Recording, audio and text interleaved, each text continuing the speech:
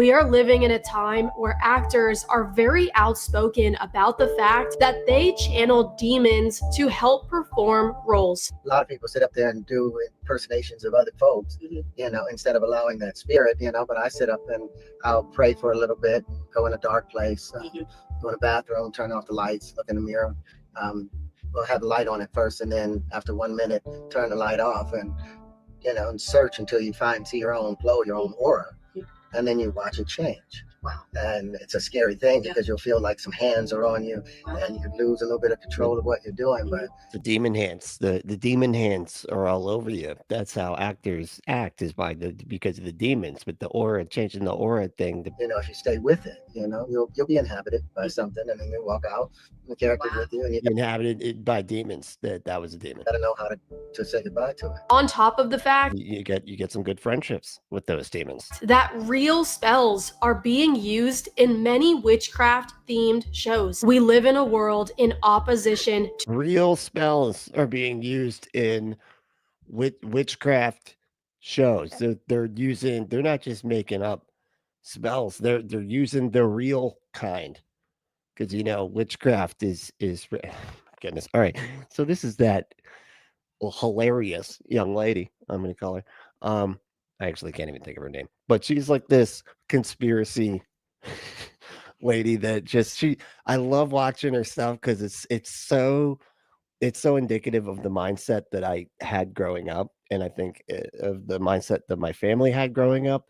And so when they talk about not being able to watch movies because the witches in the movies are casting actual spells and stuff like that, that was rhetoric that was being said by everybody in my evangelical circle when I was growing up. No Harry Potter. Shit, we couldn't even watch Smurfs, if I remember correctly, because of the magical spells. The Smurfs were created by a magical spell of a warlock. I know a lot of people forget about that, but that's what happened. So anyway, we're gonna get into this. I am Brentley, and this is the Punk Apostate. Let's go.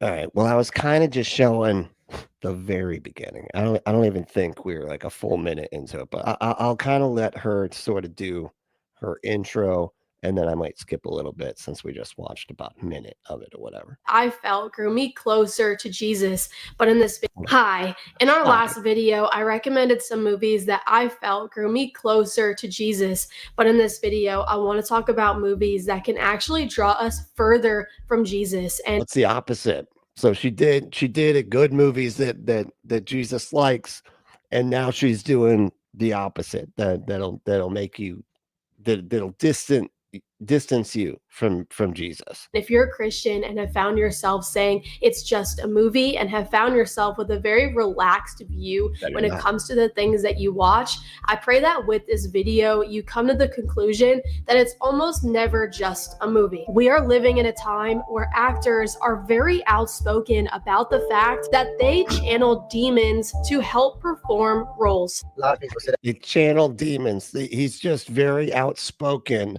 about channeling demons up there and do impersonations of other folks, instead of allowing that spirit, but I sit up and first of all, she could not have picked a wackier actor, dude. Like, isn't this the math doesn't make sense guy? Isn't this the guy that's like doesn't understand how like percentages work or whatever?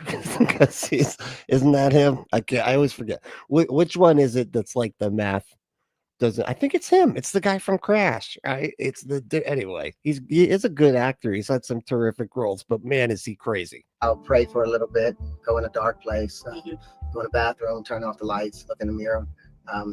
We'll have the light on at first, and then after 1 minute, turn the light off, and and search until you see your own glow, your own aura. God, some people, it's it almost feels like it's that character in a movie that takes the acting like way too far, to the point where he's got like rituals about. He's like, no, I go into the bathroom, Stay there for a minute, 60 seconds, no longer.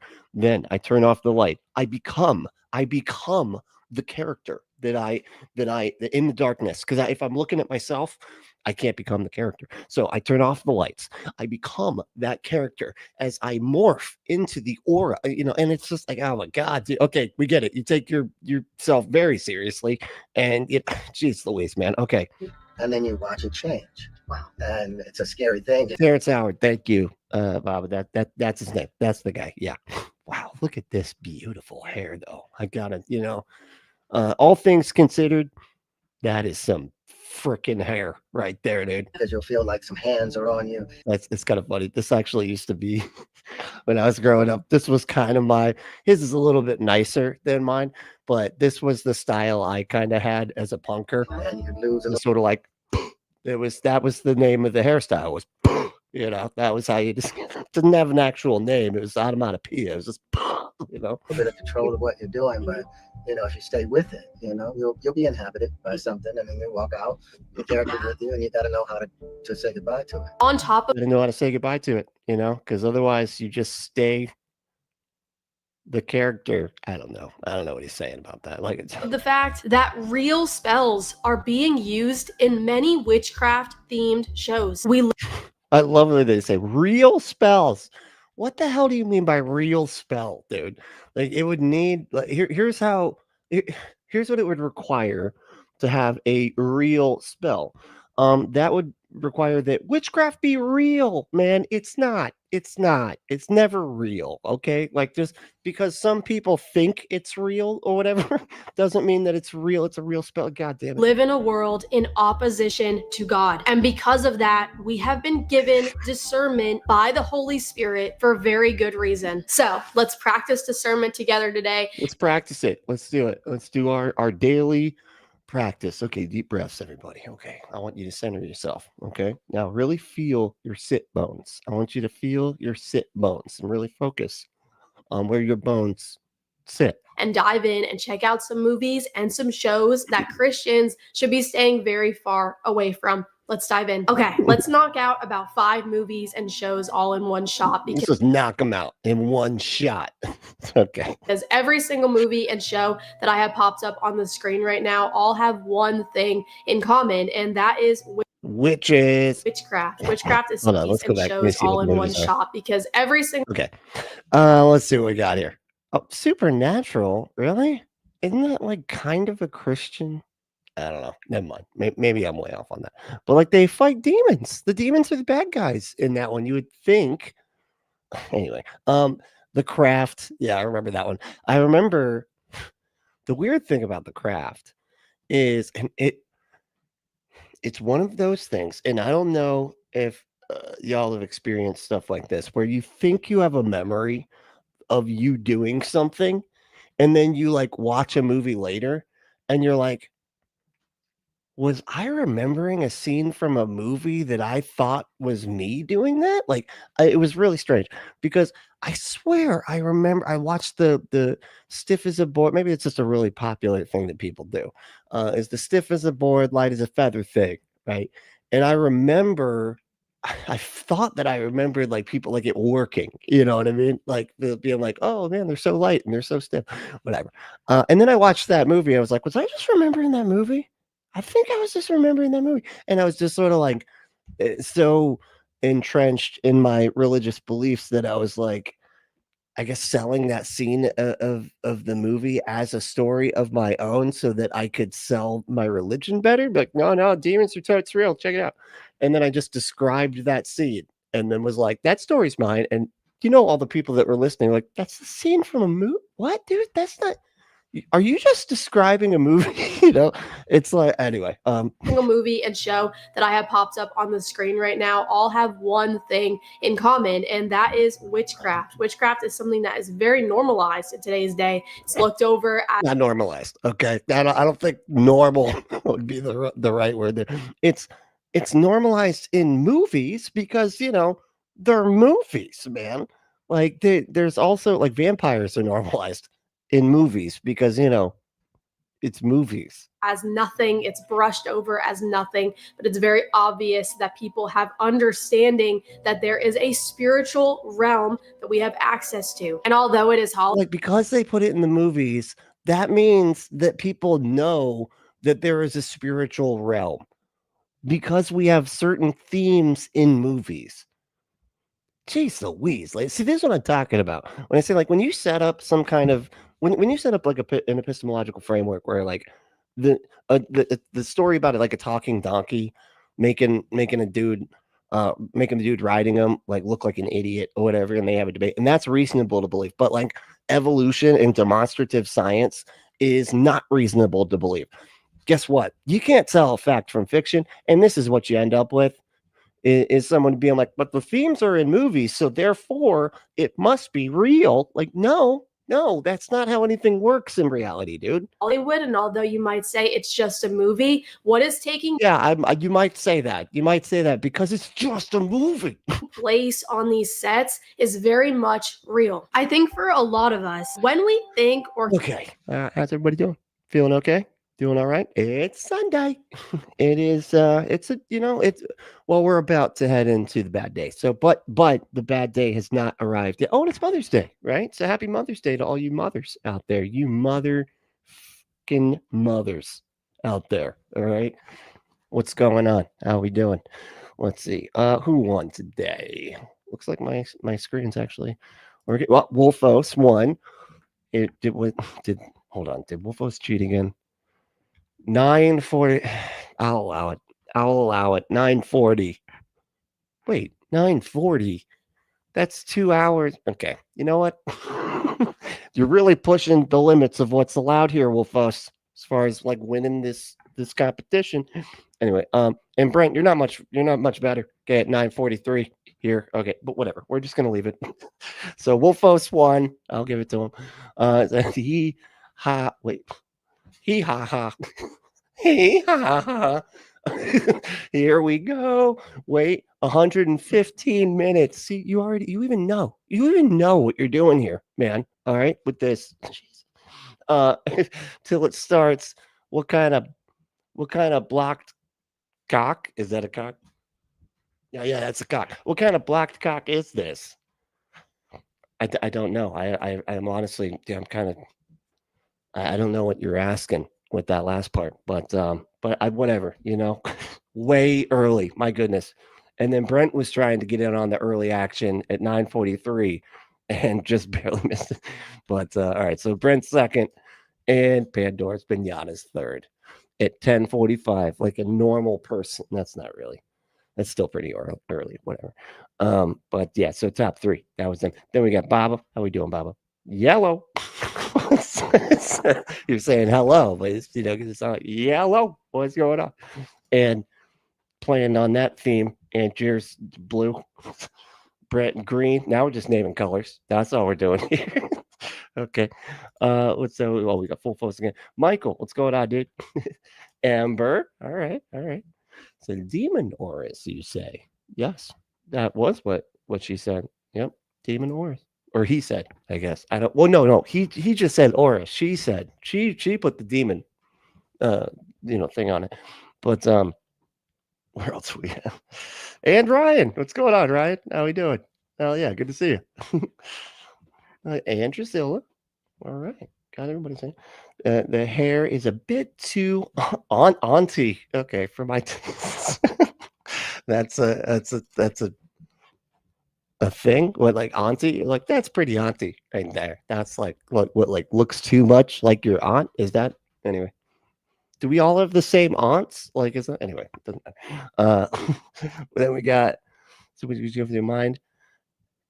What? Mind adding me on Discord for future collab / gaming sessions. I have no idea who you are, but I'm open to I don't really do gaming stuff, which kind of makes me think that you're not very familiar with this channel at all. But it's okay. We'll get in touch later. We'll go over what this channel's about, what it's not about, and how that is gaming, because it's not about gaming. But anyway, Nancy, what's going on? Hey, the Apostate sisters. Nancy, how we doing? I was actually just because I saw you said that you like rock music, and I keep on wanting to send you songs, so I think I'm going to start doing that. And I got a Bad Religion song I was going to send you anyway. Because Nancy, she likes like the heavier stuff anyway. So I figured, you know, I got to evangelize punk, because a lot of people don't know how good punk is out there. You know, they think it's just, anyway, I'm not getting into Tracy. What's going on? How are we doing it? Movies over dramatize witchcraft. They do. You're right. They kind of over dramatize everything, right? Because, you know, the movies, but that's all right. It's just the way it is, I guess. We are DNA. What's going on, dude? Hell yeah. All right, let's get going with this.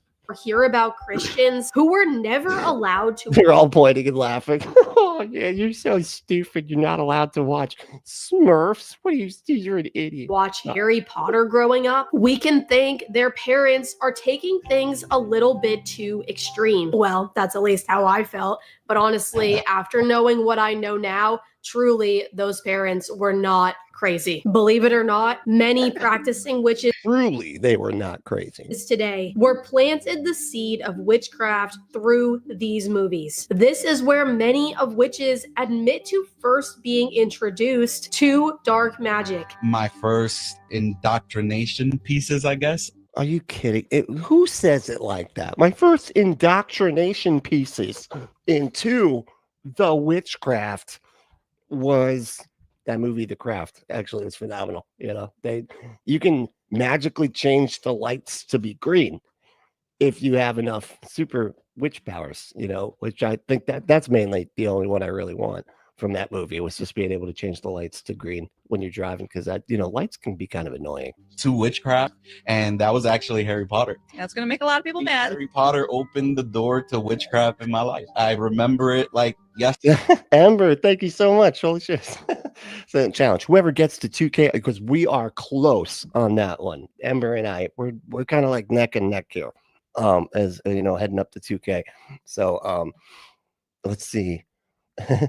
Oh, okay, yeah. Whoever gets 2K first hosts next TT show. What's the TT show? What's the titty show? I don't know what that one is, but I'd be down to host that no matter what. Kind of sounds fun.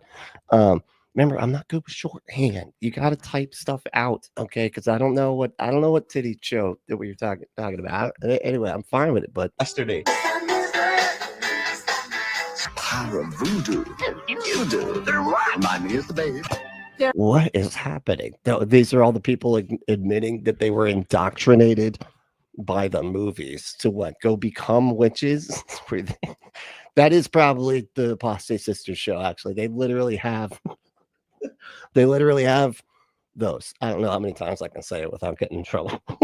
Probably already am demonetized for calling it the titty show. But anyway, or limited ad space, you know what I mean? Oh, got it. That makes sense. Yeah, no, it's so thank you. I don't do short. I don't know shorthand stuff. I'm not great with that. My brain goes everywhere. See, I went to titty. Like, it's just, yeah. There's no place like I want to be a witch. I'ma grow up and be an astronaut. I'm on a Mexican. What is happening? Okay, wait. True story. I used to pray that I would get magic powers whenever I was in church. Oh, and then a bunch of hashtags. I was like, okay, continue on. Clarify. No clarity. Just a bunch of hashtags. Okay. What the fuck? I used to pray that I would get magic power. Yeah, I mean, that sounds like something a kid would do. I think I prayed that same thing. I was like, I would love it if I could be one of those X-Mans. Could I be I would love that. The healing power, that'd be good. Maybe, that's pretty cool. Maybe get those claws. That'd be neat too. There's some things though I know for certain. Is there spilled salt on I have a pink television set from 1994. left shoulder? It had the VHS just built right into it, man. Oh, those things were phenomenal. And just think about that. What? Wow, yeah, I am. I just think about that. Okay, look at all that witch stuff, right? And now, witches are everywhere. I don't know what she's getting out here. Watching a movie as a young child and being planted such a seed that grew, that would then lead you to be. And being planted, that was a weird sentence. Let's hear that one more time. And just think about that, watching a movie as a young child and being planted such a seed that grew, that would then lead you That being planted such a seed that grew. What?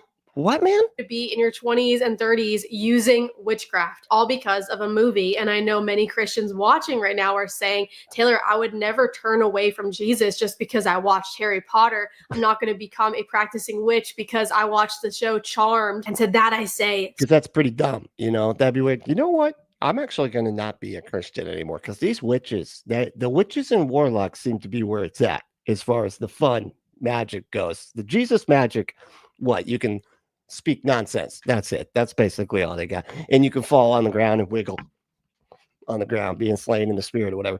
You can laugh uncontrollably, you know, because you get drunk in the spirit. That one actually does sound pretty good. I mean, you know, all things considered, being drunk in the spirit, probably the coolest of the magical stuff you can do with the Holy Spirit thing. What are the other ones? Prophesying. or being able to when somebody else says the gibberish, you can interpret it, you know, and you do that by just making up something, right? You'd be like, I actually have the interpretation. The funny thing is if you're at a church where you have interpretations, right, where you require interpretations for the speaking in tongues in public. That's how it goes usually. If you do it in public, if you speak in tongues in public, and this is according to Paul, right, in the New Testament, he said, you know, if anybody speaks in tongues, it requires an interpretation, because otherwise it's just a gong, right? And otherwise it just sounds like a cymbal. It doesn't matter. But what was really funny though was when you could see there, you know, somebody, because it didn't happen very often because of the weird, embarrassing, cringy, you know, way that it usually happens. And so you have like somebody that does the speaking in tongues thing, and then you have like somebody like interpreting it, right? And they would stand up to interpret it, and you'd see like everybody would kind of be looking around like, okay, what are we gonna do? Because they would sit there and basically wait until somebody interpreted. And then you'd get like a couple different people that were like standing up and like, oh, I know what it is. And they would start interpreting it or whatever. And you could see the other person that was about to stand up. You're like, that's not what the interpretation was. What Holy Spirit are you listening? No, dude, I have the magical gift of, interpretation.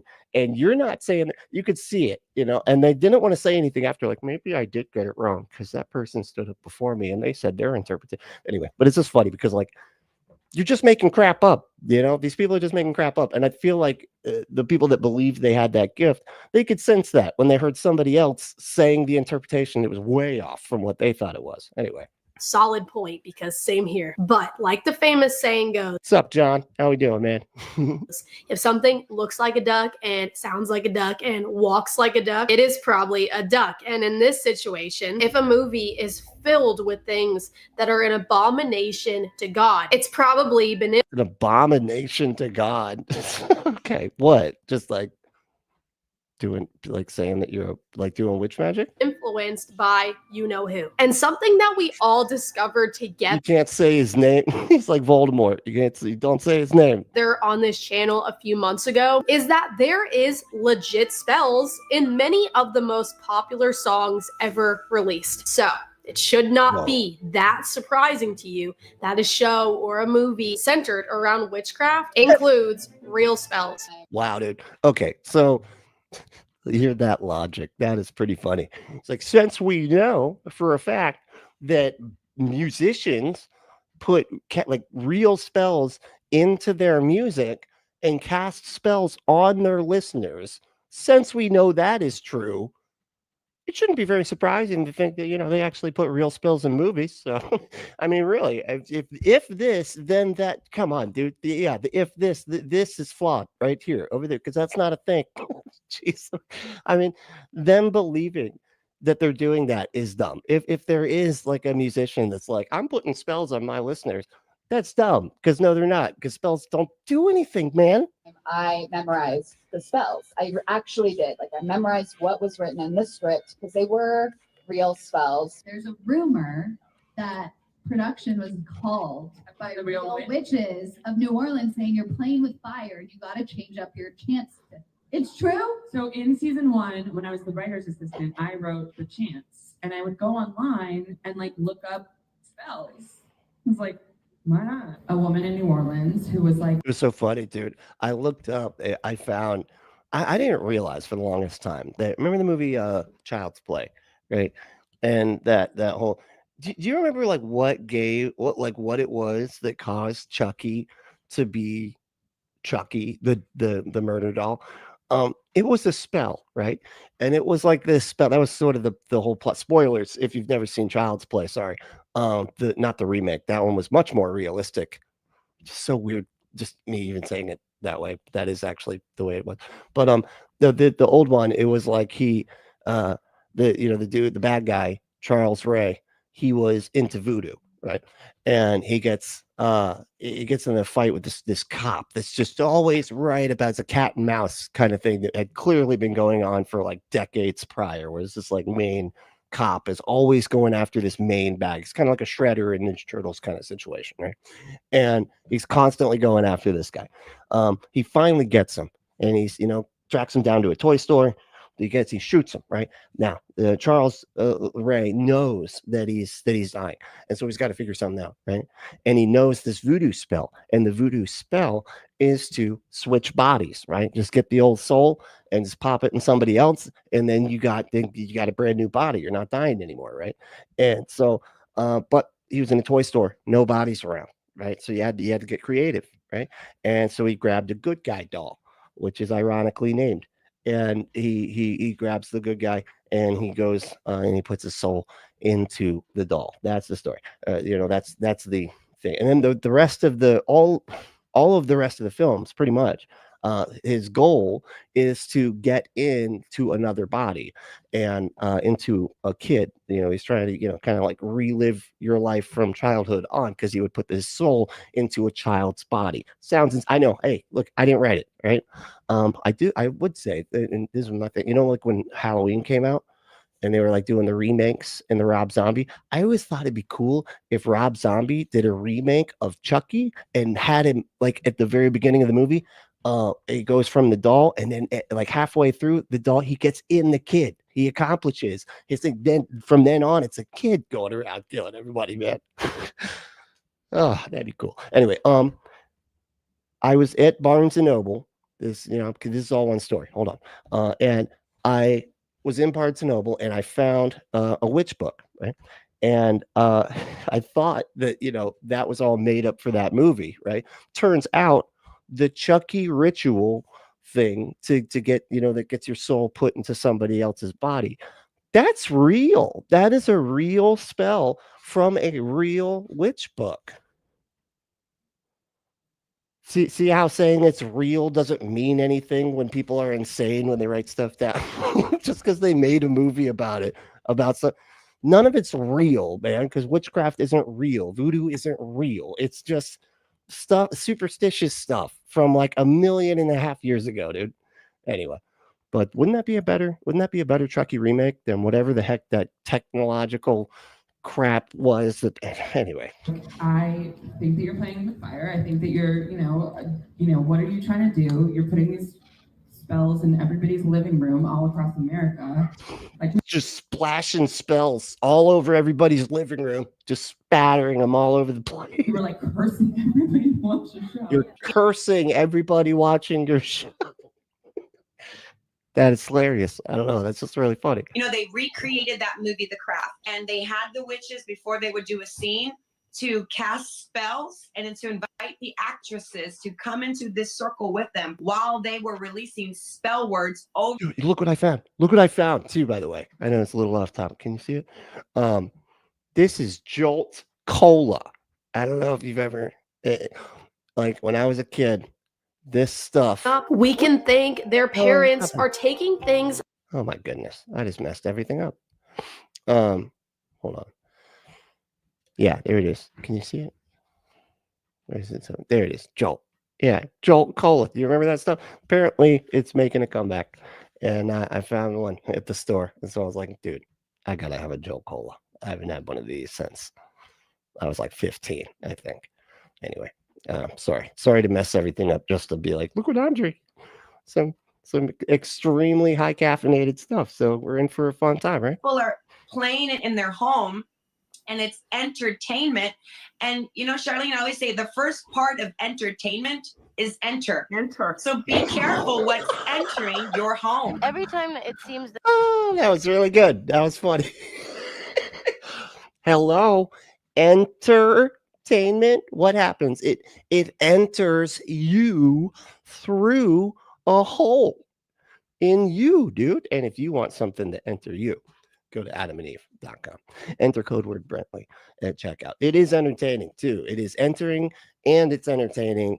It all at the same time. Entering while being enter entertainment. Yeah.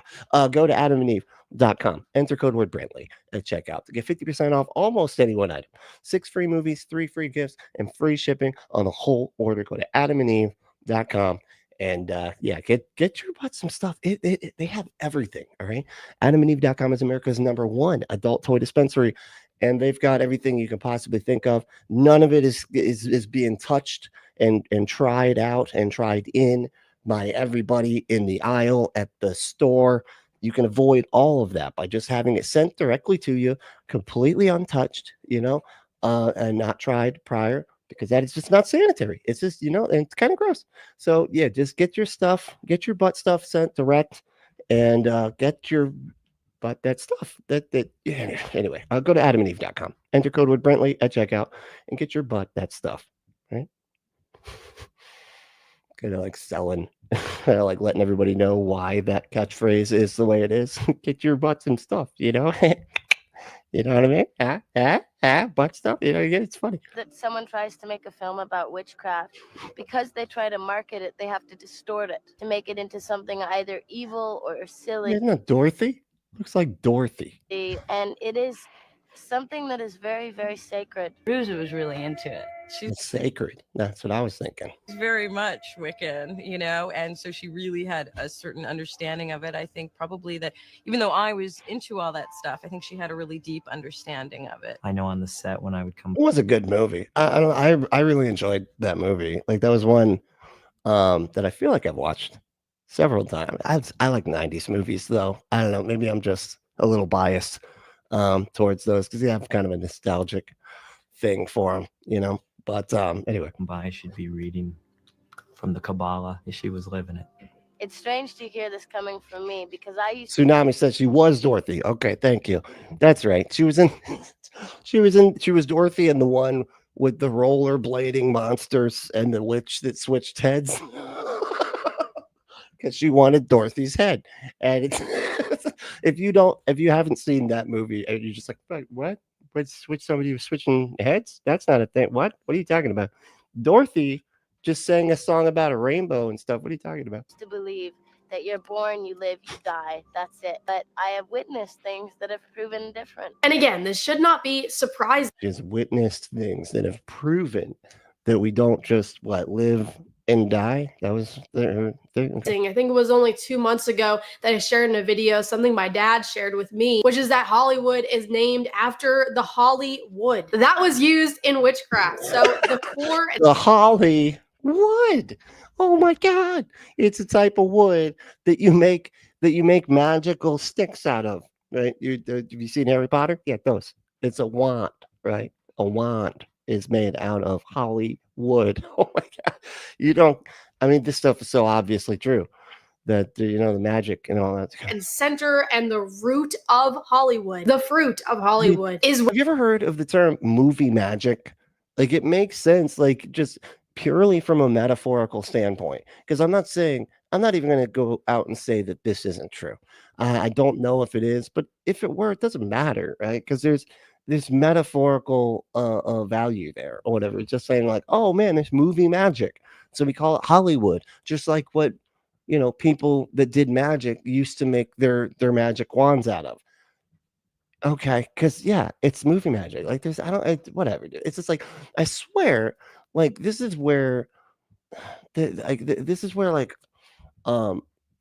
art just goes to die in these people's brains. Like they just have no creativity at all. It's just all tied to like ancient thing, whatever. Anyway, witchcraft. And if you are a Christian who reads their Bible, it doesn't take long to see the fruit of the Harry Potter movies. An entire generation was introduced to witchcraft through these movies. Okay, let's move on. you're introduced. Wait, what movies? Their Bible. It doesn't take long to see the fruit of One of the racist trolls. There is some pretty racist troll stuff in there, man. Like they all work in the bank, and then they all have like very inappropriate. Anyway, of the Harry Potter movies. An entire generation was introduced to witchcraft through these movies. Okay, let's move on to a movie like The Deliverance. If your algorithm looks anything like mine, I'm sure you were met with a video or two about how Christians. wait, Deliverance isn't that the one? That isn't that the one where they get like attacked by hillbillies? Is that? Am I thinking? No, is that not? Wasn't that The Deliverance? No. I think she might be talking about something different. Christians should not watch this movie. And maybe a few months later, you were also met with videos regarding Christians not watching the movie Longlegs. And to that, First of all, dude, did you see Longlegs? Wait, was it Longlegs? That was like that really artsy horror movie, right? Am I thinking of the right movie with Nicolas Cage? Anyway, I thank my brothers and sisters in Christ for making videos on that, because that is the whole reason I actually didn't watch these movies. And with that, I would like to make a confession to you all that something I really, really struggle with is turning away from horror movies. Horror movies used to be my favorite genre, so I can't tell you how difficult it is for me to not. What is with this psychotic lady, man?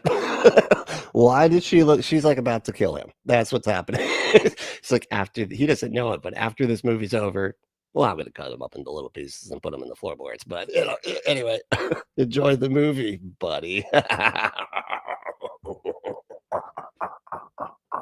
Not watch them. And even after all the videos I've watched as a Christian, I found myself in the movie theater going to see this movie called Talk to Me back in 2022. And what the fuck? All the way back. Wow.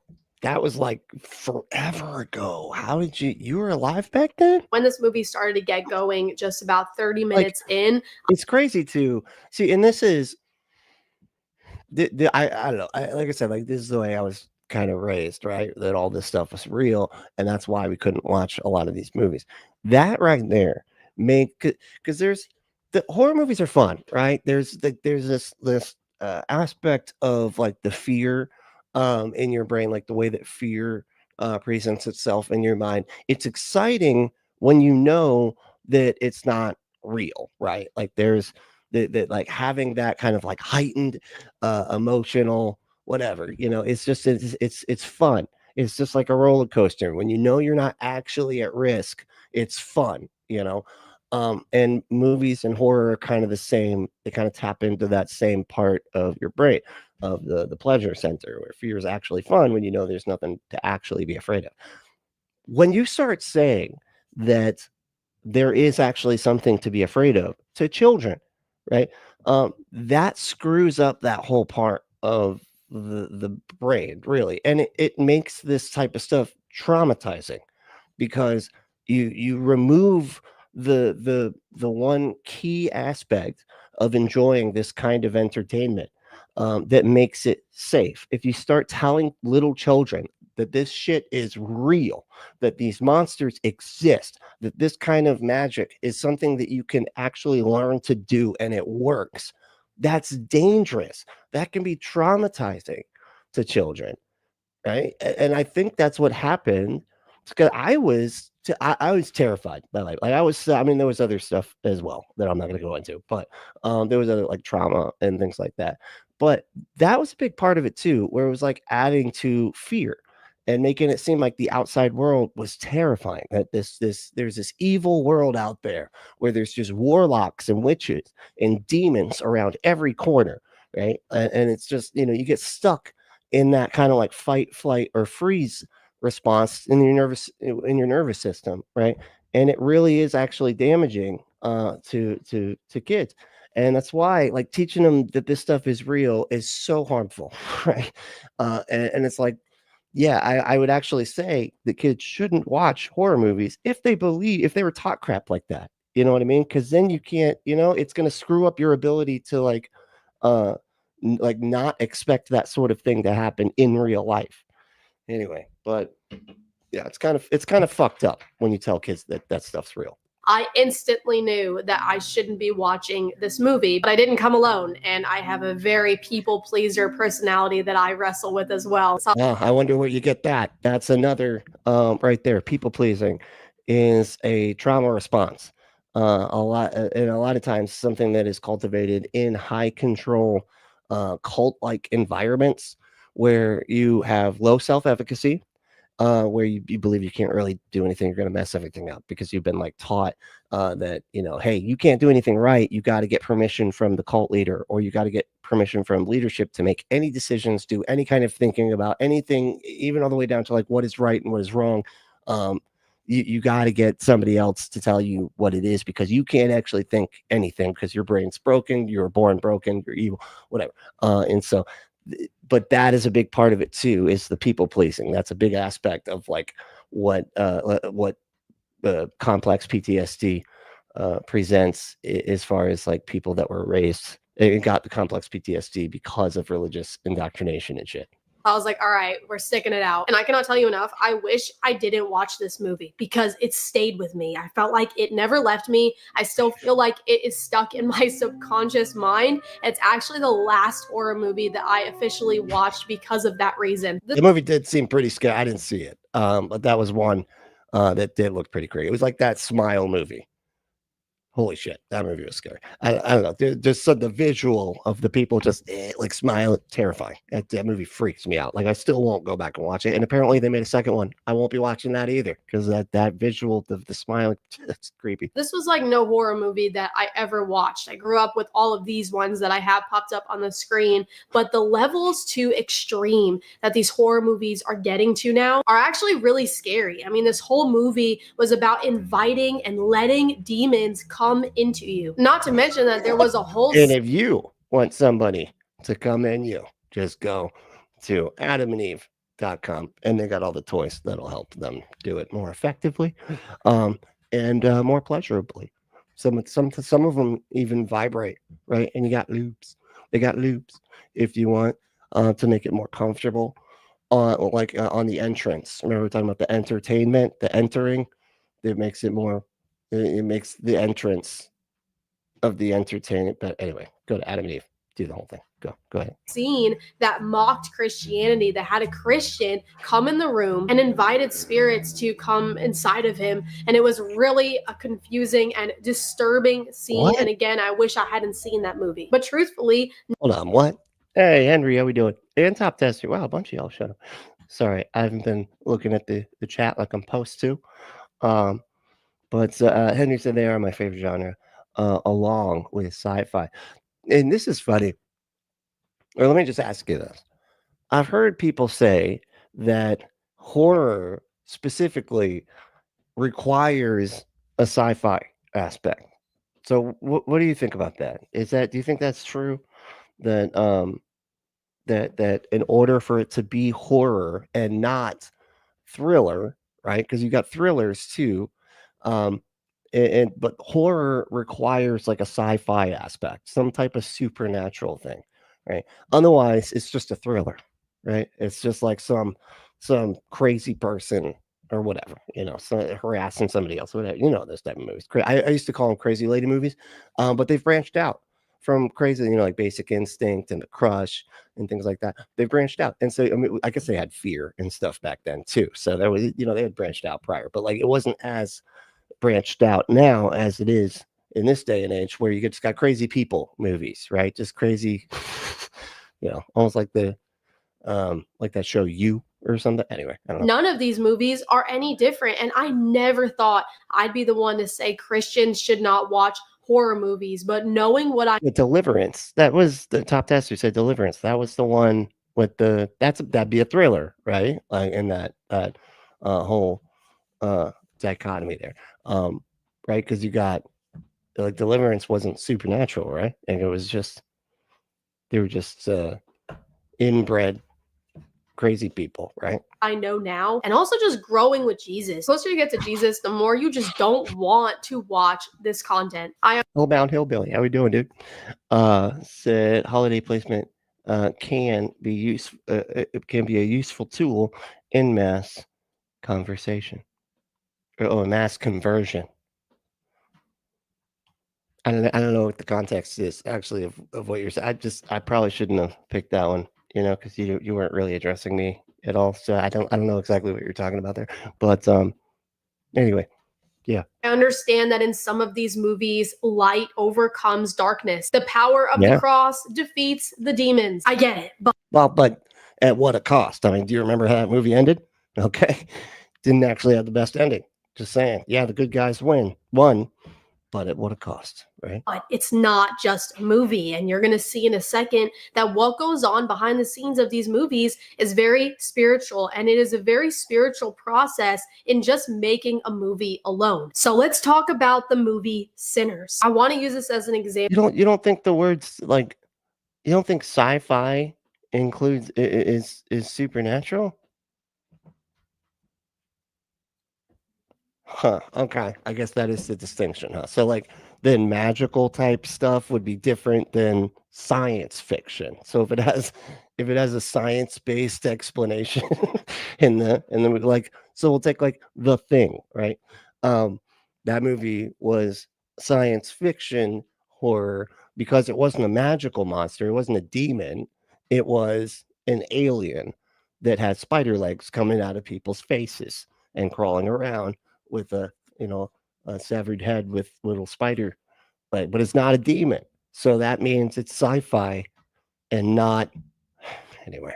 Example for you to see how spiritual it is behind the scenes. Okay. Yeah, I got it. I got it exactly from. Okay, good. so where I never thought about it that way. That's interesting. Okay.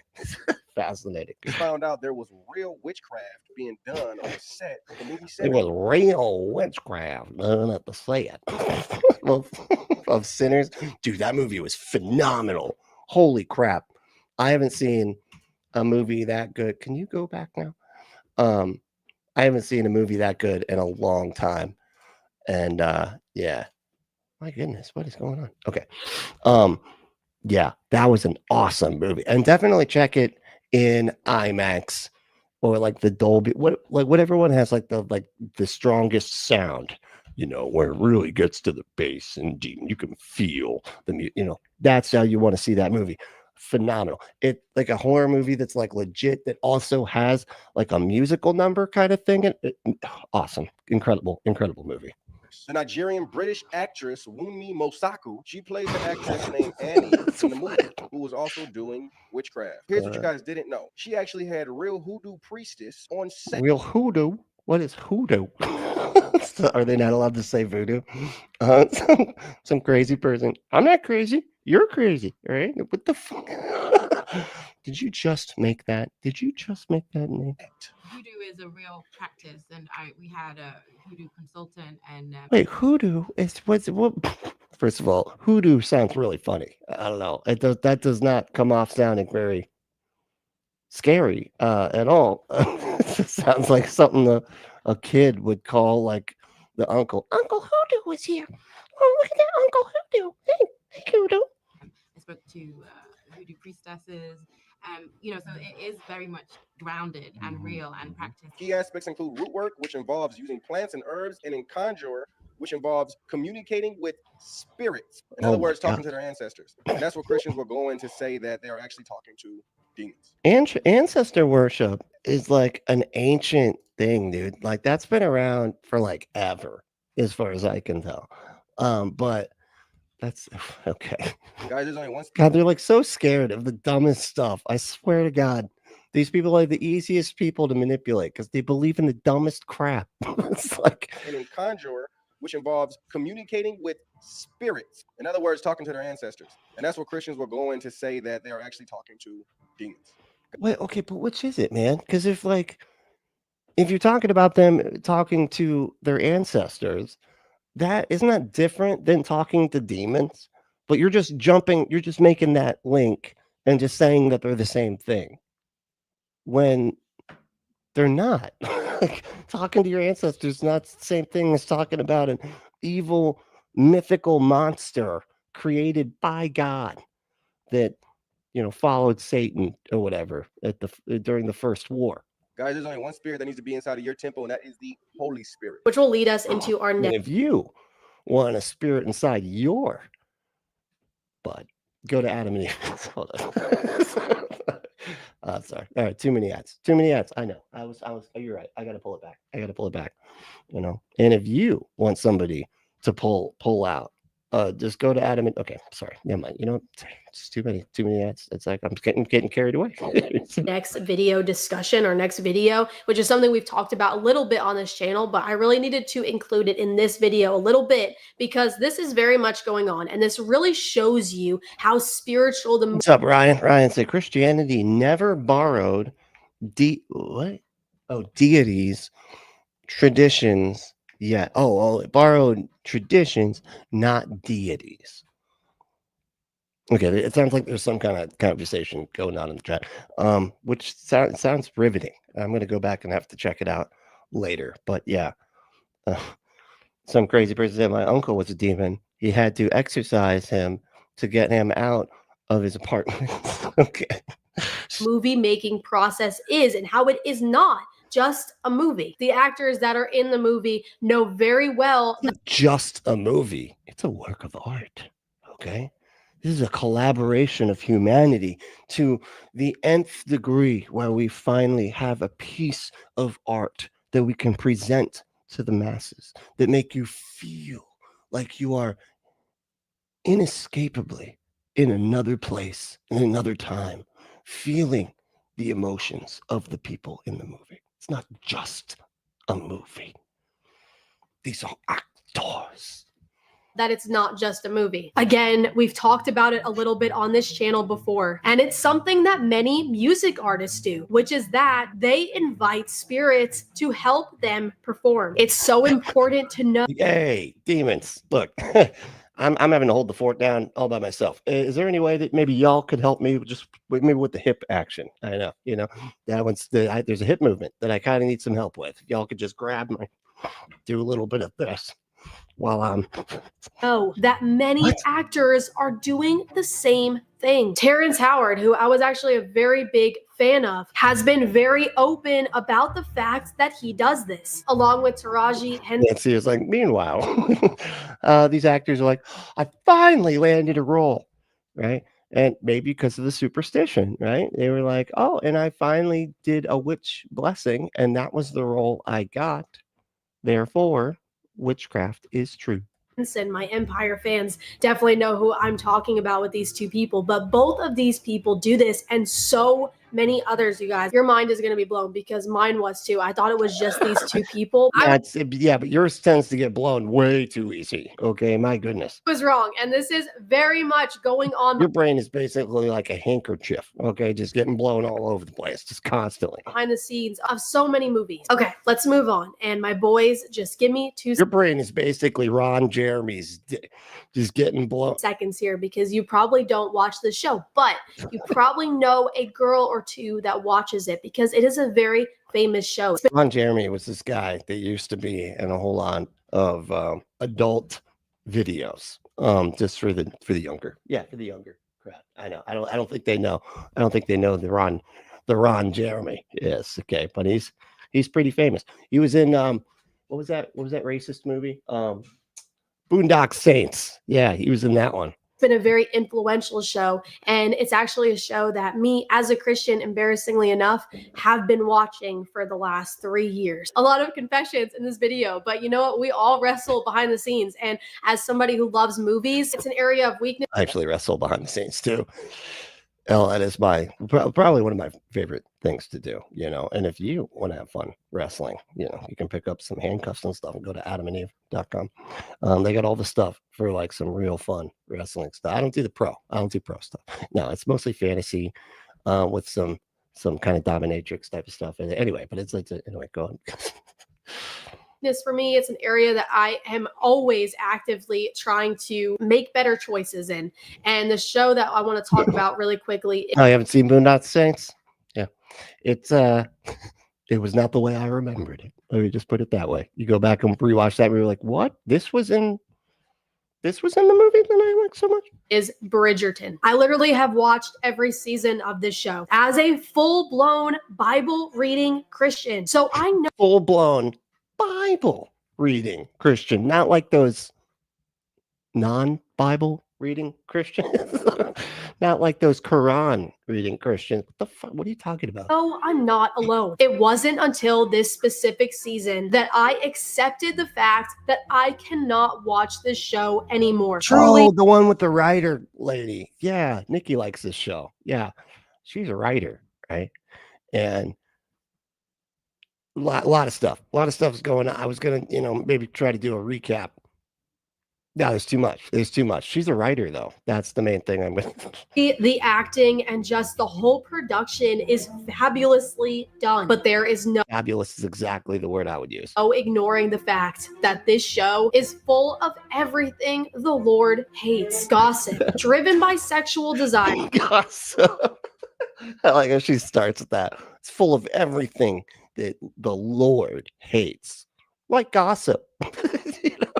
Unnatural sexual desires, and so much more. And you probably unnatural sexual desires. Oh, you mean just gay people? Gay people are in the show. Okay. Was saying, Taylor, how as a Christian are you watching that type of stuff? A show like Bridgerton honestly was skipping over those scenes. But even though Henry, oh no, Bridgerton's satanic now. I mean, it does have unnatural attraction. I'm skipping over the stuff I shouldn't be watching, it doesn't change the fruit. Somebody's just sitting there. Hold on. Anytime the guy says something sexual about another guy, I skip. I'm like, okay, forward 15 seconds. There we go. Yep. I had him install a forward 15 seconds button on my remote so that I could just keep on missing all of the stuff the Lord hates of the show. So yeah, my ladies watching, do not watch the show. Do not pollute your mind with this garbage, which leads us to the fruit of Stranger Things. We see a constant theme of making light of evil forces. What's an abomination to God? Ryan, look, when a mommy, not a mommy, when a mommy loves a daddy very, very much, they hug in a particular way that causes a stork to then fly from the baby factory to your house, or actually at the hospital. They drop it off in this little room. It's like a viewing room where you can see all of the babies on these tables back there. That's where the storks drop them off at. So it's not difficult. Okay, this is basic, biology 101. Is good. It features characters who explore unnatural sexual identities and also creates a distorted view of. Wait, in Stranger Things? Hold on. What did she say? It's an abomination to God, which leads us to the fruit of Stranger Things. We the fruit of Stranger Things. Okay. See a constant theme of making light of evil forces. What's an abomination to God? They don't make light of evil. They fight. They make fights with evil forces. Is good. It features characters who explore unnatural sexual identities. And I do not remember that. There was an unnatural sexual. Oh, is that's the one kid, the kid that was not like, he was just the perpetual victim in like the first couple of seasons. But he was gay or something. Is that one? It also creates a distorted view of God by making it seem like there is no God. Almost as if 11, a character with psychic abilities, is seen Say for argument, Ababa said, say for argument's sake, these are bad things. Still don't understand why watching a movie/show about them is bad. Right. I mean, that's kind of the funny thing about it. Because like here, I don't like, we'll just say like racists, right? Like like I would never watch, I think racism is bad, right? Just full stop, but if there's a movie that includes a racist, I'm not going to be like, oh, I can't watch that movie. It's a character in a show, right? And rarely that character turns out to be the good guy or whatever, or there's some kind of redemption arc or something like that. But that can still be a character in a movie. It always kills me. It's like anytime that, all these like MAGA people or whatever. They're always crying about everything being woke. And I'm like, you know, and usually what they mean by it being woke is like there's some gay character or there's like a trans character or something, right? As if as if I would get mad at a movie for having some conservative character in it. Like I wouldn't watch Parks and Rec because of the damn, what's his name? The boss guy or whatever, who was a libertarian, you know, who hated the government. He was like right wing, you know, whatever. He's like a woodworking guy, and he talks all like this. He's very, very serious about not liking the government. And anyway, but like not liking that show because that character exists. But it's a character in a movie or in a show. Who cares? You know what I mean? Like those people do exist and they're inside the story. So what? You know what I mean? It's just weird when they're like, no, I only want all the characters to be just like me. Otherwise, I can't, or otherwise it's woke or whatever. As the show's closest equivalent to a divine or supernatural force. You might think this is a stretch, and that's fine because we're all at different stages of our walk with Jesus. Just pray about it, use discernment. I just want to make this video to encourage you to be careful what you watch and to ask God. God is very involved with the things that I am choosing to sit in front of a television. Google Eats. Mr. Lopez, your order of one baby has shipped. And this is from what? This is the storkdelivery.com. Amazon Stork or something.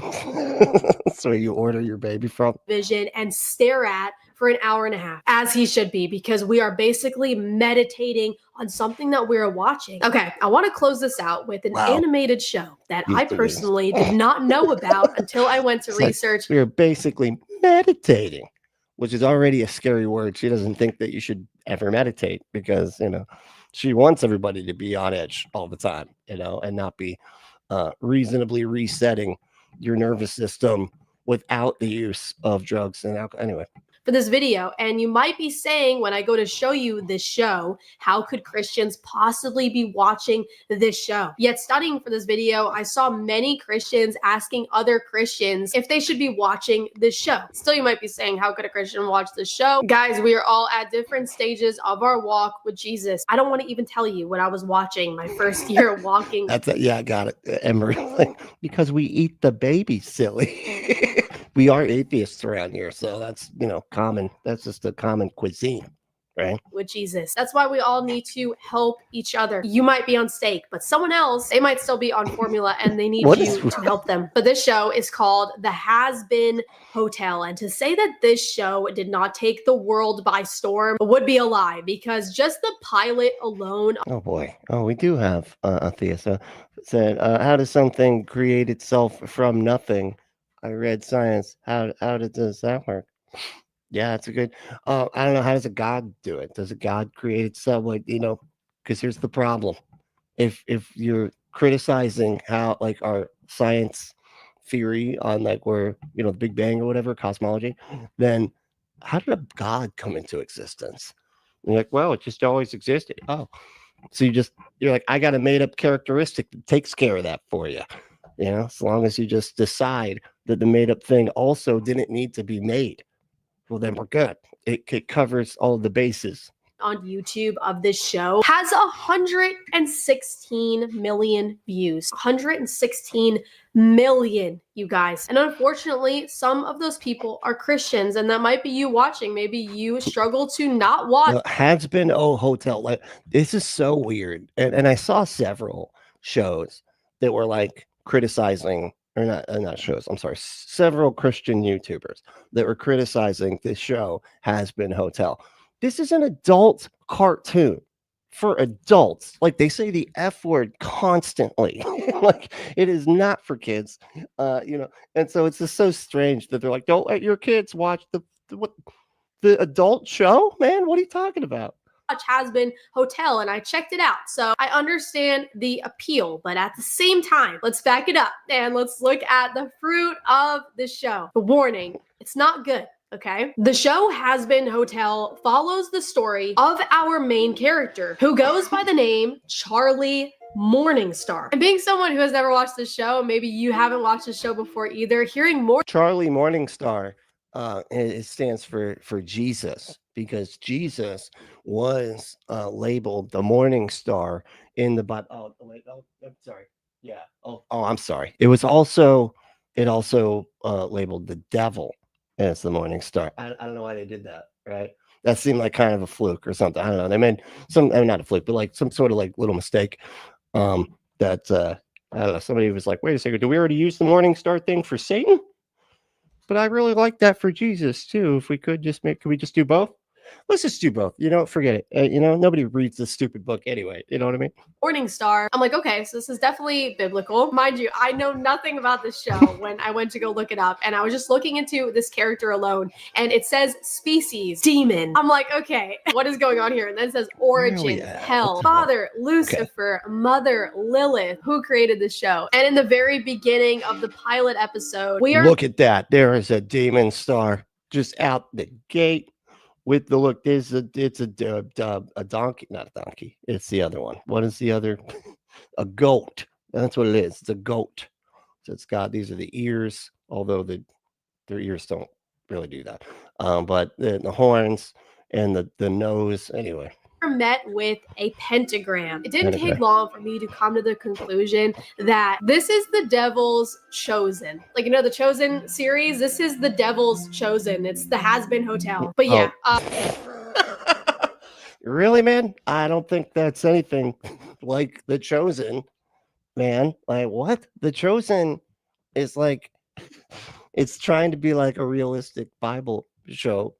But she's saying like, this is that for the devil, though. What? Immediately no. Please do not watch the show. It is very obvious that this is rooted in the demonic. This is not a show that the Lord would be pleased with. And a good judgment to help you in the future is, I like to think about, if Jesus was sitting right next to me on the couch, would he be wanting to watch or being okay with watching what I have on the screen? What is it that Ryan said? Hold on. I'm sorry. I see we're having a debate, a theist versus atheist debate, it seems. Is it on the concept of nothing? Is that what I'm getting here? That it's like nothing can exist. And so we're still going on and saying logicians and philosophers say this stuff comes from nothing? Because no, I don't think anybody with any kind of understanding of science would say that anything that nothing ever existed, because that just doesn't make sense. And it's funny that we're talking about that, because I literally have another video that I was about to pull up that is sort of talking about that. But anyway. Right now. But I pray you guys love this video. I'm really excited for our next one, because it's actually— if anybody wants to hit the like button, I'd really appreciate it. And just, you know, if you have any clicks to spare and you want to send one my way on the thumb going up button, although either one kind of helps, doesn't really matter.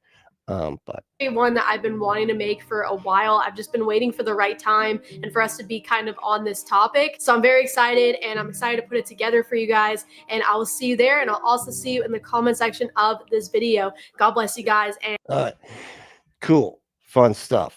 Yeah, she cracks me up. I don't know what it is about this young lady that she just cracks me up. All right, check it out.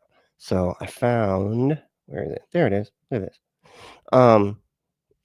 That's so funny. That's like literally what implies we're talking there's a about. thing of which there's that would not even be nothing. It'd be like my asking you, imagine you're— It's pretty weird, right? Sounds like look at that coincidence going on there. Hold on. Okay. So this is a debate. I think this happened a while ago. I'm not sure. But it's Frank Turek versus this Shermer guy. I'm not a big fan of Shermer for political reasons, but you know, he is right about, you know, the easiest question out there, which is, does a God exist? He does get that easy question correct, but here we go. This is one of these linguistic epistemological walls I mentioned that we're going to hit. We can't conceive of nothing. It's not possible for any human brain to conceive of nothing. Sure. Right, we got to keep it clean, y'all. All right, let's keep it clean. it is. That's what most men think about. No thing. See, the word itself, no thing, implies there's a thing of which there's no. That would not even be nothing. It would be like my asking you, imagine yourself dead. You can't do it, because to imagine something, you have to be alive. Michael, don't go Lawrence Krauss on me. I mean, come on. Even atheists panned his book. Okay, Frank, this is Lawrence Krauss. If I say I had nothing for lunch, that means don't go Lawrence Krauss on me.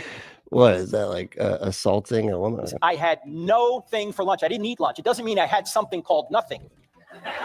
Okay. Yeah, exactly. That's sort of the problem is when you use the word nothing, it's always in a very specific context that requires things existing. You know, like if I say I have nothing in my hand, that doesn't mean that there's the philosophical definition of nothing in my hand. There's still air molecules. There's still all sorts of things. But based on the context of sometimes I hold things in my hands, and right now I am not. Therefore, there is nothing in my hand. This is the type of stuff we have to deal with these people, because we have to define terms, because they'll just keep on equivocating and just swapping out definitions of stuff so that they can sound like they're making some kind of point that only people that already agree with them think are good points. But okay, what I'm not following you, Frank. So for example, from your beginning points, how you're deriving that there must be a single. Trace said Turek is so annoying. He is quite annoying. I just, you know, it's one of those people that could say like the dumbest stuff, but like be smug enough, you know, while they're doing it, that other dumb people like, yeah, man, nailed it. That was awesome. That was a smart thing that he just said. Personal creator who cares about me from the fact that the gravitational laws are a certain way. I haven't gotten there completely yet, because this is just theism. Yeah. At this point, could it be a committee of gods? There could be 2 or 3 or a dozen. Could be like a board of directors. No, am I Mr. Lee? Google Eats. Can I ask? am I Mr. Lee in this scenario? Or is there a Lee person in the chat? Because I am technically Mr. Lee, because I'm Brent Lee, but you know, it's anyway. You can't for a couple of reasons. Although you look at the platypus, you might think so. Well, but I mean, deism could be that could be it. God set up. They basically was just saying like, how do you know it's just one God, right? If you are going to go down this line of reasoning that it had to be a God and yada yada yada, why can't it be a committee of gods? Why can't it be, you know, a deistic type of God? Why can't it be all these other things, right? That's kind of where it seems Shermer is going. You're right. Yeah. And runs the show. It could be deism, but I think when you go further, you realize that God has intervened in the world since the beginning. But back to your point, one argument which I didn't bring up is Ember's that I love that Turek advocates for gender affirming care against his wishes. Yeah, didn't he get like some kind of treatment because he had like low testosterone or something like that? Anyway, is the idea that everything that exists materially is composed, and it needs to be composed by an external force. Now, the force that composes the universe and composes matter can't be composed itself, because then that being would need a composer as well. Yeah, so what you're getting back to is an immaterial, spaceless, timeless. How would I realize that? What? How would I I'm sorry. I already there is a delay, so I'm not really sure what you're referring to. How would I realize what, Baba? Composer that words. Is pure actuality, no potentiality. That being is you got a breast reduction. Wow. See, because it's not as cut and dry. It's not as binary as like theists and simpletons want it to be. Isn't composed at all. It's spaceless, timeless, and immaterial. Okay, who created and it can only be spaceless, timeless, and immaterial? Well, the immaterial, I guess, is just kind of implied because it kind of have to be, right? If it doesn't take up any space and it doesn't exist for any amount of time, it's got to be immaterial, you know, because material exists, which, you know, I think it's so funny when they define God that way, because they literally define it out of existence. You could just define something that literally doesn't exist. You know, you're just basically, and the reason they do that is because they're like, well, you'd expect to never see it anywhere. It doesn't take up any space and it doesn't exist for any amount of time. So therefore, it's indistinguishable from something that doesn't exist, which I can tell is probably what is so confusing about this God's existence, is that it is indistinguishable from something that doesn't exist. So, but that's why you can't ever detect it anywhere or anything. It's because it doesn't exist. If you're timeless, do you have a beginning? No, yeah, of course. Look, if you're let me say that again. If you're timeless, you have a beginning. If you're a made-up characteristic that I decided that's completely illogical, how would it be? I don't know, man. You're the one making up stuff, man. Why don't you tell me? Jesus Christ. You can. How? You're not in time. So made up stuff's like that. You could just make up. Now you're depending on the laws of logic that are failing, because first of all, we don't know of anything that came from nothing. There's no example of this at all. For example, quantum physicists tell us that the things that are bouncing off all of us right now, photons of light, they come from the inside of atoms. They're not in the atoms. They're not sitting there waiting to burst out. They pop out of the atoms, out of nothing, out of the quantum foam. Okay, you quoted Stephen Hawking quite a bit. Hawking's point was that not that the universe comes from nothing. There's not this like creation event from nothing. When physicists talk about nothing, they don't mean what theologians mean. They mean there's this quantum energy field out of which things pop from just the pure energy. Time is defined by gravity. I never really thought of it that way. Let's see. Wait. Realize that God intervened. Oh, how could you realize that God intervened? Yeah, I don't think you can. That's sort of the problem, right? What am I saying? Oh, yeah, gravity wave. Defined by gravity. Okay. I mean, I think we define, yeah, no, that's true, because I guess like the way the planets work and everything. That's why when they say like time came into existence at the Big Bang or whatever, they're like, yeah, the Big Bang caused the things that we get our time from, right? So like all of the planets, all the universe and everything, like it moves in a particular way, and it takes a certain amount of time for this planet to go around the sun, and yada yada yada. If the sun doesn't exist and all these other things don't exist, then we can't really, there's no way to even calculate time, right? Because it's before the things existed that we use to calculate time.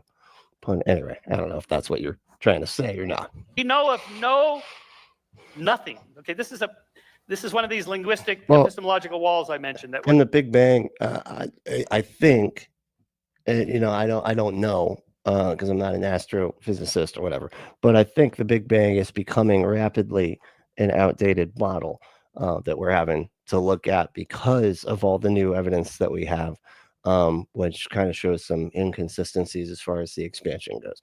But yeah, anyway, it's still, but I think we're working on new stuff anyway. We're going to hit.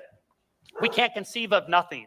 It's not possible for any human brain to conceive of nothing. Sure it is. That's what. Apparently the mailman's walking by the house or something, or something, or they ordered food. She probably ordered food. Now I think about it. Most men think about no thing. See, the word itself, no thing, implies there's a thing of which there's. What's up, Greg? How we doing, man? Spaceology. That's what I was thinking too. That's right. Is that a thing? I don't think that's right. No, there's that would cosmology, right? An astrophysicist. Astro being the space part. Not even be nothing. It'd be like my asking you, imagine yourself dead. You can't do it, because to imagine something, you have to be alive. Michael, don't go Lawrence Krauss on me. I mean, come on. Even don't go Lawrence Krauss. What are you talking about, man? I guess because Krauss wrote that book, A Universe Out of Nothing or something. Yeah. Anyway, even atheists have panned his book. Okay, Frank, this is Lawrence Krauss. If I say I had nothing for lunch, that means I had no thing for lunch. I didn't eat lunch. It doesn't mean I had something called nothing. Okay. Again. Oh man, the crowd loves it. Boy, they certainly do love Frank Turek's zingers. He's got zingers. We don't know anything about what the universe was like at the very beginning. As far as we know, it could be an infinite universe going all the way back, not a beginning infinitely long ago, that the Big Bang creation from the singularity point was itself just on the continuum of there's always been something, by which I mean the nothing of quantum energy. All right, let me. Okay, so again, we're hitting a wall here. I'm not saying I know what was there before. Nobody knows, and we can never know, as long as we're in this universe, what was there before our universe. It's just as possible that there were multiple universes, and by this I don't mean multiple universes now. I mean a sequence of these. Oh, is that what it is? Okay, because I'm getting confused. Thank you, Drusilla, for letting me know. So, we have 2 theists in chat, because sometimes I'm looking at these comments and I'm like, oh yeah, that's it. Wait, what? Huh? That can't be right. Oh, these are theists. Got it. Never mind. From which, for example, a collapsing black hole that collapses into a singularity point, which was Stephen Hawking's great breakthrough for his PhD thesis, was that maybe this is how the universe started. It was something like a collapsing black hole singularity point. It's entirely possible, this is pure science fiction at the moment, that super advanced extraterrestrials could engineer a solar system and a star to collapse into a black hole and create a universe. You could have multiple bubble universes popping in and out. Michael, this is simply an engineering problem. What would you call a being that could create a universe out of a black hole? Michael, you're supposed to be the scientist. You would call that God. Michael, I'm claiming that any sufficiently advanced You're supposed to be the scientist. Why don't you respond to like the stuff he's actually saying, man? Because he can't. It seems terrestrial would be indistinguishable from the God you believe in. You are coming up with a lot of speculations with no evidence. As are you. No, you have no evidence of this God. All you have are. Show you. I have a gap. I can't explain it's not it. A I gap. think God did it's it. not a gap. That's We're not reasoning is. from what we don't know. We're reasoning from what we do know. Oh my God, he has like the exact same response. He has like just these few little responses that he always says the exact same way. God, it's like it's like script brain. They just run on a script. Space, matter, and time had a beginning. The cause must be spaceless, timeless, and immaterial. No, that does not follow. What is it? No, you're just making up stuff, dude. They're just making up stuff. You'd need it doesn't. It's so funny when they do it. They're like, oh, if space, time, and everything had a beginning, well, then it had to be caused by something that is outside of that stuff. Because stuff that causes other stuff has to be outside the stuff that it causes because reasons. Like they're just making up the crap, man. No. Let me give you some of these like logical sequences. Here's a God. I just made these up. Here's the paradox of perfection. If God exists, then he's perfect. If God exists, he is the creator of the universe. Perfect beings must create perfect things. The universe is not perfect. There's no God. Okay, solid logic. Utter bullshit. Yeah, see, now I'm a hard atheist and anti-theist now. I've been told that I am anti-theist. And I don't know if I would say hard atheist, although the atheist position does make a lot of sense to me, and that, as far as I understand, is a hard atheist position. But anyway, yeah, I don't know. I just think stuff and some of the things I think have labels attached to them. as an argument. It's fallacious. But that's the kind of stuff that all of these arguments are. No, it's fallacious, Michael. If this, and then this, and then this. None of those follow from the points ahead of time. Define what you mean by perfect. Well, that's right. You define it, because I can't. Well, we don't have a perfect. It's not possible. When you're talking about a world constrained by physical constraints. What's up, Deviant? How we doing, man? There's no such thing as perfect design. What engineers like Neil do is they find design that fits their purpose. Like this iPhone, unfortunately I have to recharge every 2 hours. Now they could have made the iPhone a lot bigger, but if they did, I'd be lugging it around like a suitcase. You need to get the 5. Well, whatever. The point here is that the engineers have to trade off between size and portability and battery life. So there is no perfect design unless you know what the intention of the designer is. So the analogy there is fallacious, or the statement you said. But let me just ask you this. That's sort of the point, man. Like, there obviously isn't any purpose to the design. Like that's where you're like, oh man, we can't see if it's perfect or not if we don't know what the intention is, right? But there is no intention. That's the thing. Like that's the part you're making up. You're looking at you're working this completely backwards.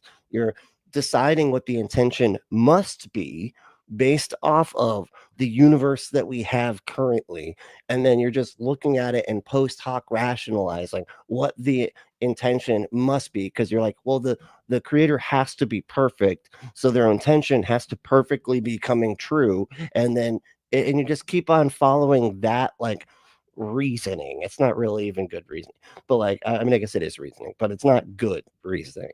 It's just making up crap to keep what you'd like to think consistent with, you know, the universe that we're sort of looking at, which is always so funny to me, because like they say that it's so perfect, right? Oh man, the universe is perfect.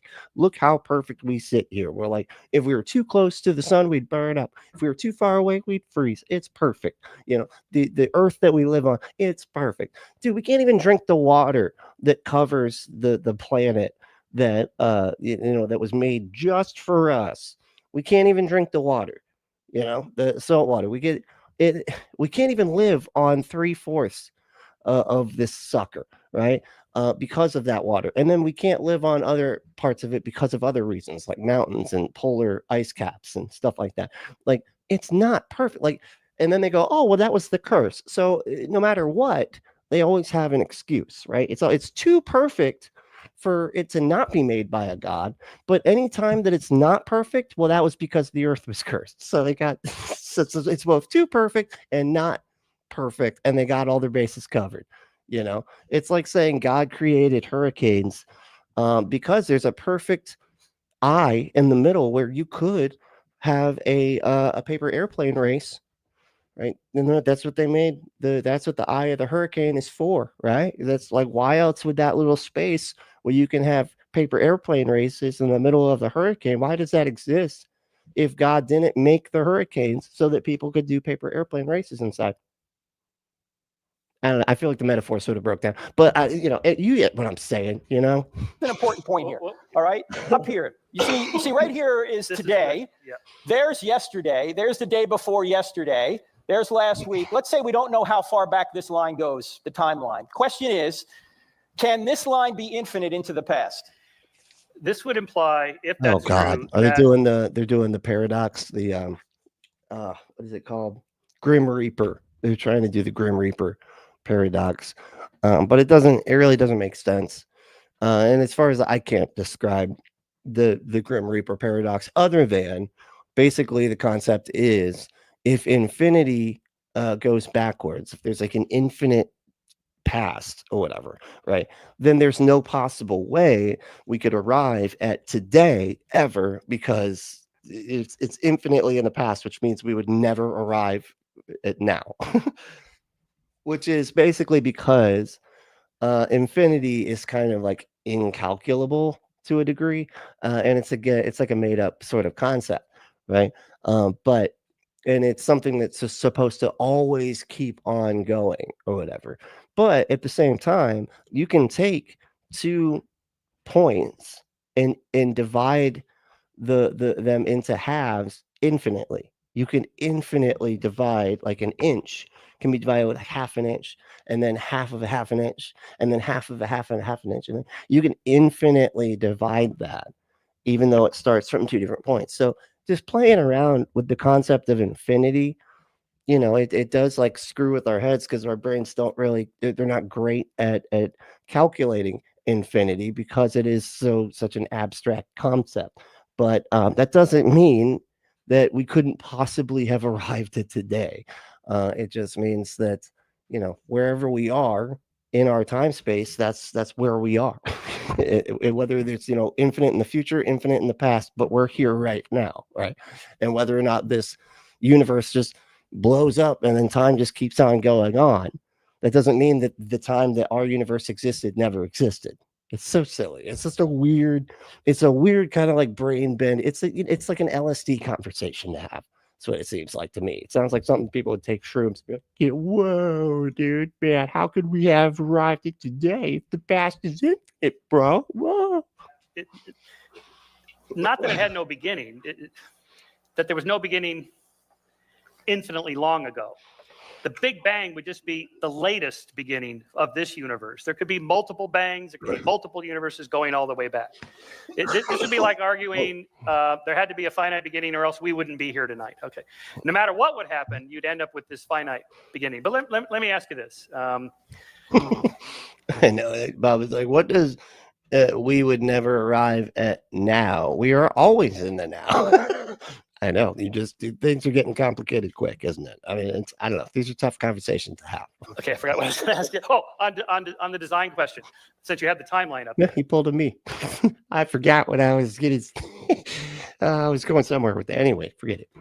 So we now know the universe is 13.8 billion years old, and humans are roughly about 100. Okay, so what Orion said, what caused the Big Bang?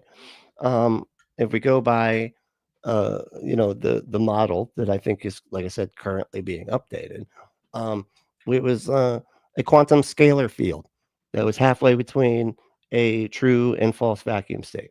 1,000 years old. Christianity began about 2,000 years ago. What was God doing that 99.99% of all that time? If this is all beautifully designed and elegantly and teleological and purposeful, and it's all here for us so that we would be here, boom, here we are. Why the 13.78889 billion years of nothing? And then I think I'll send my son to this desert place in this Bronze Age culture where no one can write, and I'll give them the message. What was the purpose of all that time? That's a good question. That is a good question. And why did God need to make dinosaurs and all this other crap that ate each other and just roared for millions of years until ape-like creatures showed up and then started working together and then got to the top of the food chain and then hung out on the top of the food chain long enough for our brains to get bigger and bigger. Anyway, Dustin actually answered that question. He said he was creating hell for people who ask questions like right. that. Okay. I'm telling you, my best friends are going to be there. Hitchens, Sagan. No, obviously, it's going to be great. You guys should come. It's going to be party time. Now, Michael, God. But that's a serious question, though, really, because if you're building us into it as something purposeful, I realize you didn't go there with your arguments. Mm-hmm. It's a different argument. That's okay. How do you get to? Yeah, no, the age is it was a different age as far as I know. Well, I mean, because wasn't the bronze? Hold on. Yeah, because Jesus is Iron Age, right? But Bronze Age was prior to that, right? Which would be the Old Testament stuff. Am I mistaken about that? Christianity, that Jesus died for us with 13.788 billion years of nothing, and then I think I'll come in now. Well, you could read a book by Hugh Ross, which deals with that question directly. I have not read it myself. I just had him on the radio program. But I will say this, that God's sacrifice is retroactive. In fact, Hitchens asked this of me in the first debate we had. He said, what was God doing for all that time?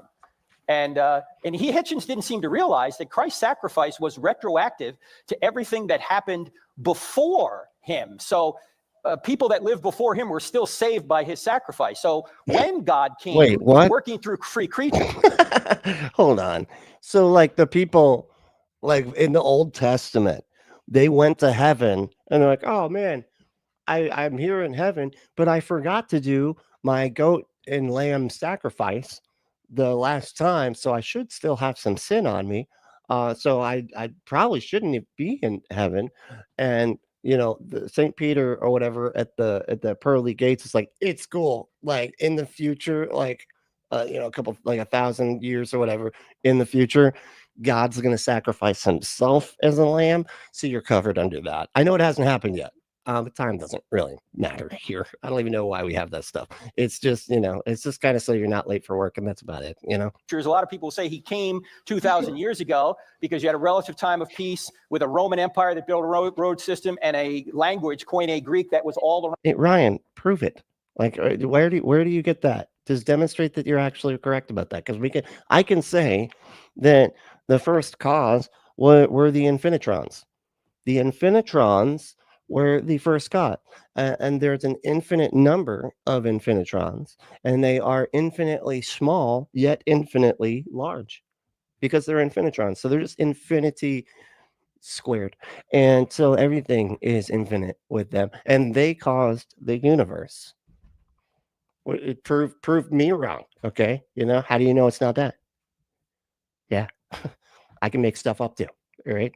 Around the known world at the time, it was the perfect time for God to come. and spread this message through people. How the hell was it the perfect time, man? Like they didn't even record it correctly. Like they couldn't even record it right because it was like what 60 to 90 years after the fact. That's why all the stories are kind of all over the place. You can see the intentions of the different authors of the Gospels. Like they clearly had different things they wanted Jesus to be all about. One of which was like, no, Jesus followed the old law perfectly. And then another one was like, nah, he's just breaking the law. It doesn't matter, because he's God. He can do whatever he wants. And then other ones, they each have like their own intention for the story. And you could see that if you just look at the, who, like what the differences are between the different Gospels. And there's a lot of them. And some of which have several contradictions and whatnot. Like, so how was it like, when a perfect God like messed up and accidentally did a bunch of contradictions and stuff? Like, come on, man. Around the ancient world. Did he die for the Neanderthals too? Yes. Laster, what's going on, dude? How you been? So I can't explain how the universe began.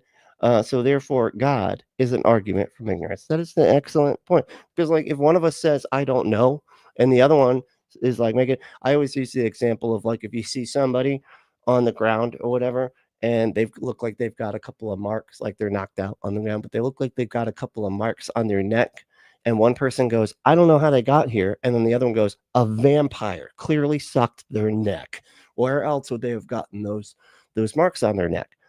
Does the person saying that the vampire did it, do they have a better explanation than the person that says, I don't know what caused this? Like, I don't know what's wrong with this person or why they're passed out on the ground. No, right?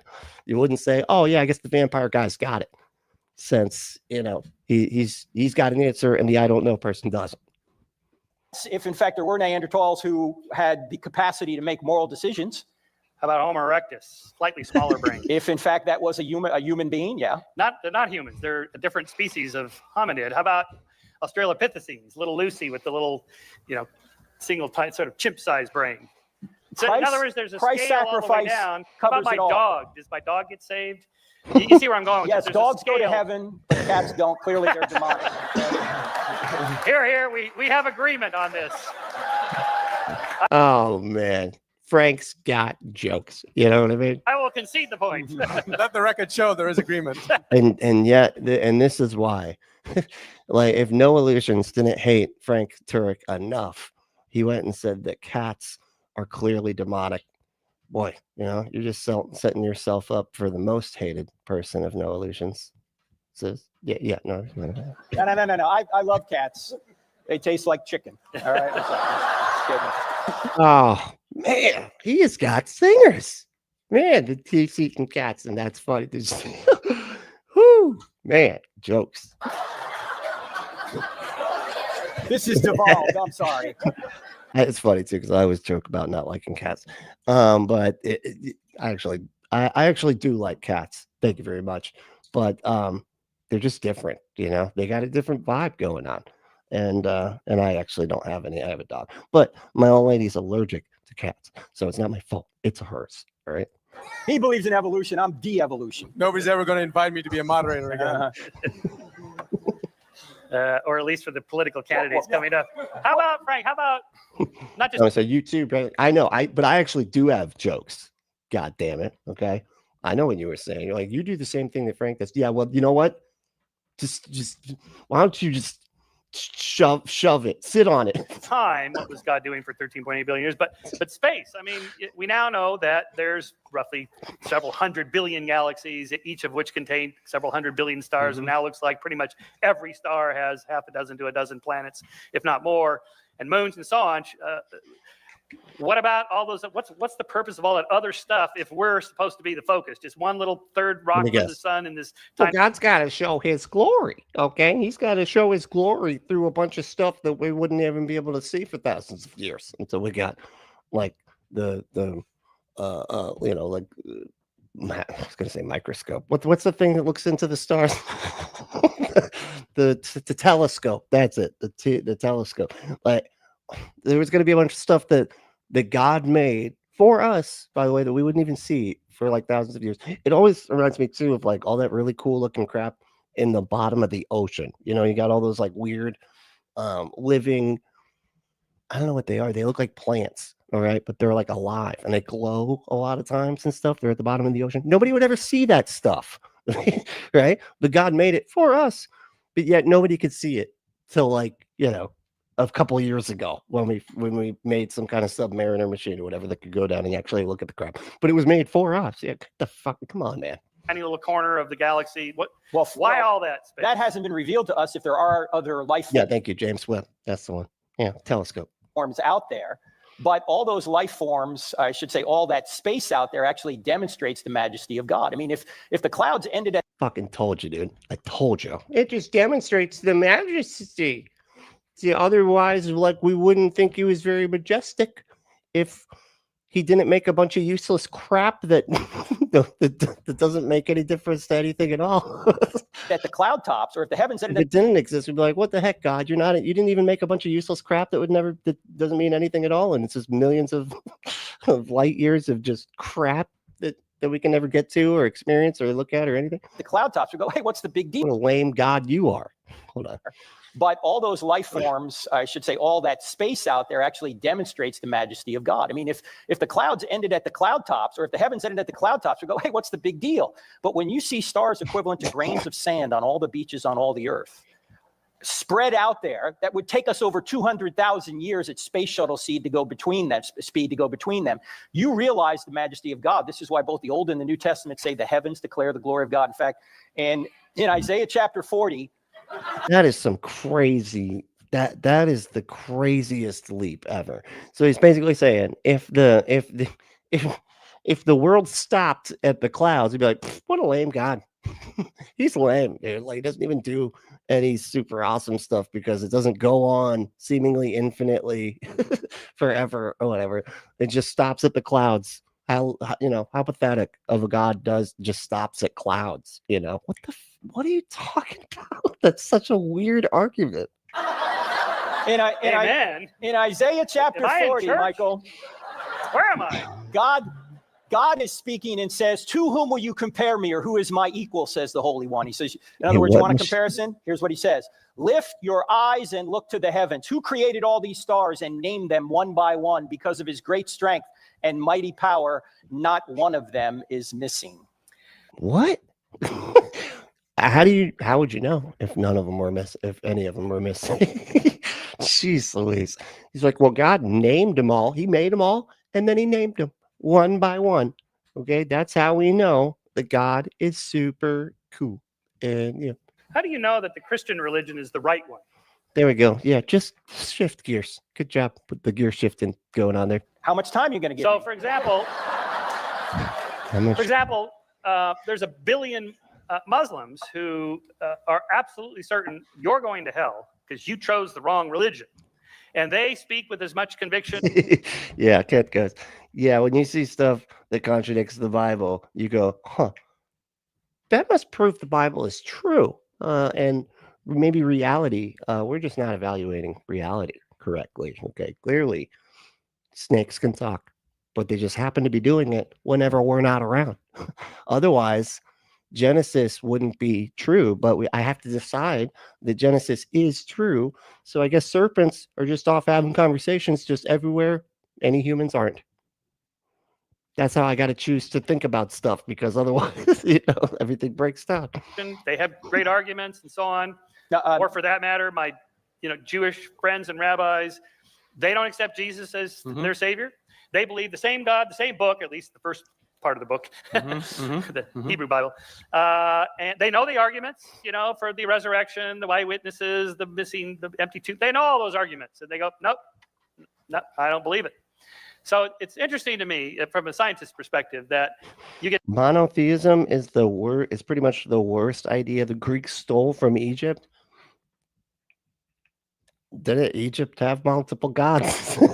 so much diversity over such a long period of time, and there's no convergence toward, yeah, that's the right one. Like in science, like that said, that's funny. Everything magical only happens when no people are around. It's Toy Story rules. Okay, that's how Toy Story.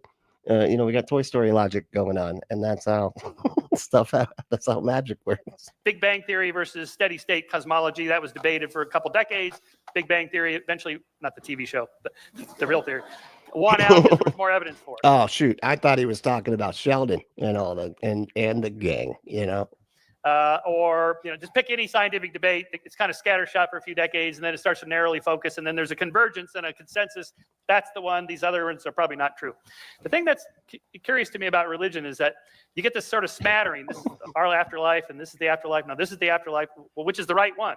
Well, they're all true. Or no, you say Rainbow Bifrost sounds like an enemy in a Switch game. That's Nintendo cutesy style. Yeah, the Rainbow Bifrost. That's right. That's what the Care Bears are fighting at the end of that video. Is there a Care Bears video game?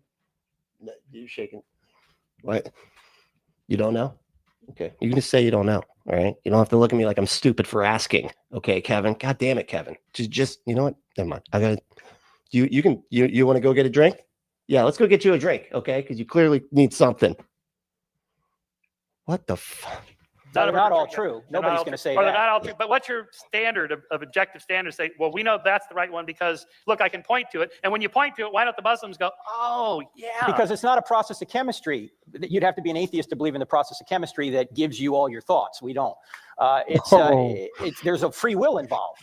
Another like one of their arguments from ignorance or whatever, where they're just like, oh, well, you believe that just chemical interactions cause your brain to do thinking. Okay, well, if chemical reactions cause your brain to do thinking, well, then that's silly. Okay, it can't be that. It has to be a magical thing or whatever that's doing it, because it's when it's just like, oh, I can't figure out how like atoms in motion could cause thoughts or something, and so therefore magic, there's a magic that's added to the molecules in motion or whatever, even though it's just an oversimplified thing. It's almost just like me saying that, oh, if a computer is just plastic and wires and glass and metal and stuff, how could it connect me to somebody on the other side of the planet to have a conversation? That's just stupid. Okay, that's not.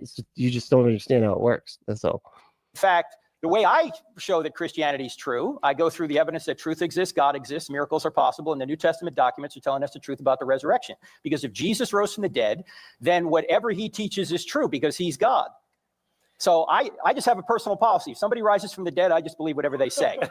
Okay. Or, you mean like if somebody convinces you that somebody else came back from the dead and said that things weren't true, then you're going to believe whatever that person says that other person said.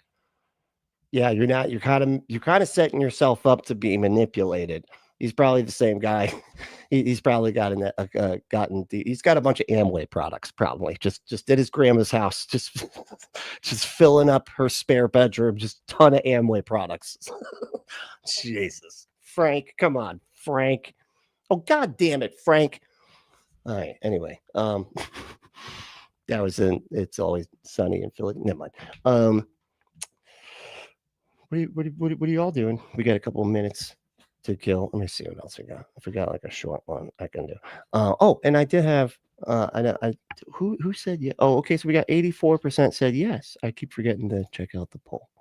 Let's see, 84, but 16 of y'all, 16 of y'all, all 16. I don't even think it was 16 people. Out of 25 votes, so no. But so 16 of y'all don't like me doing the call-in shows. Okay, well, that's fair. Here's what we'll do. I'll just smack it at the end here, and we'll react to it for a few minutes.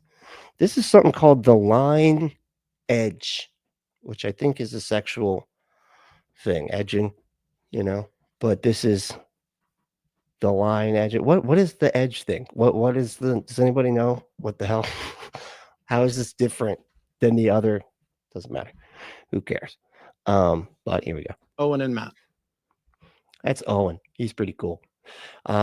He does the Telltale Atheist channel. If you're unfamiliar, he's actually like huge. Like he's got one of the biggest subscriber counts out there, which it's crazy. I think like bigger than some of the other. Anyway, like even Matt, I think. Hi Matt. Hi Owen. I'm doing good. Thanks. How are you doing? Doing well. I'm all right.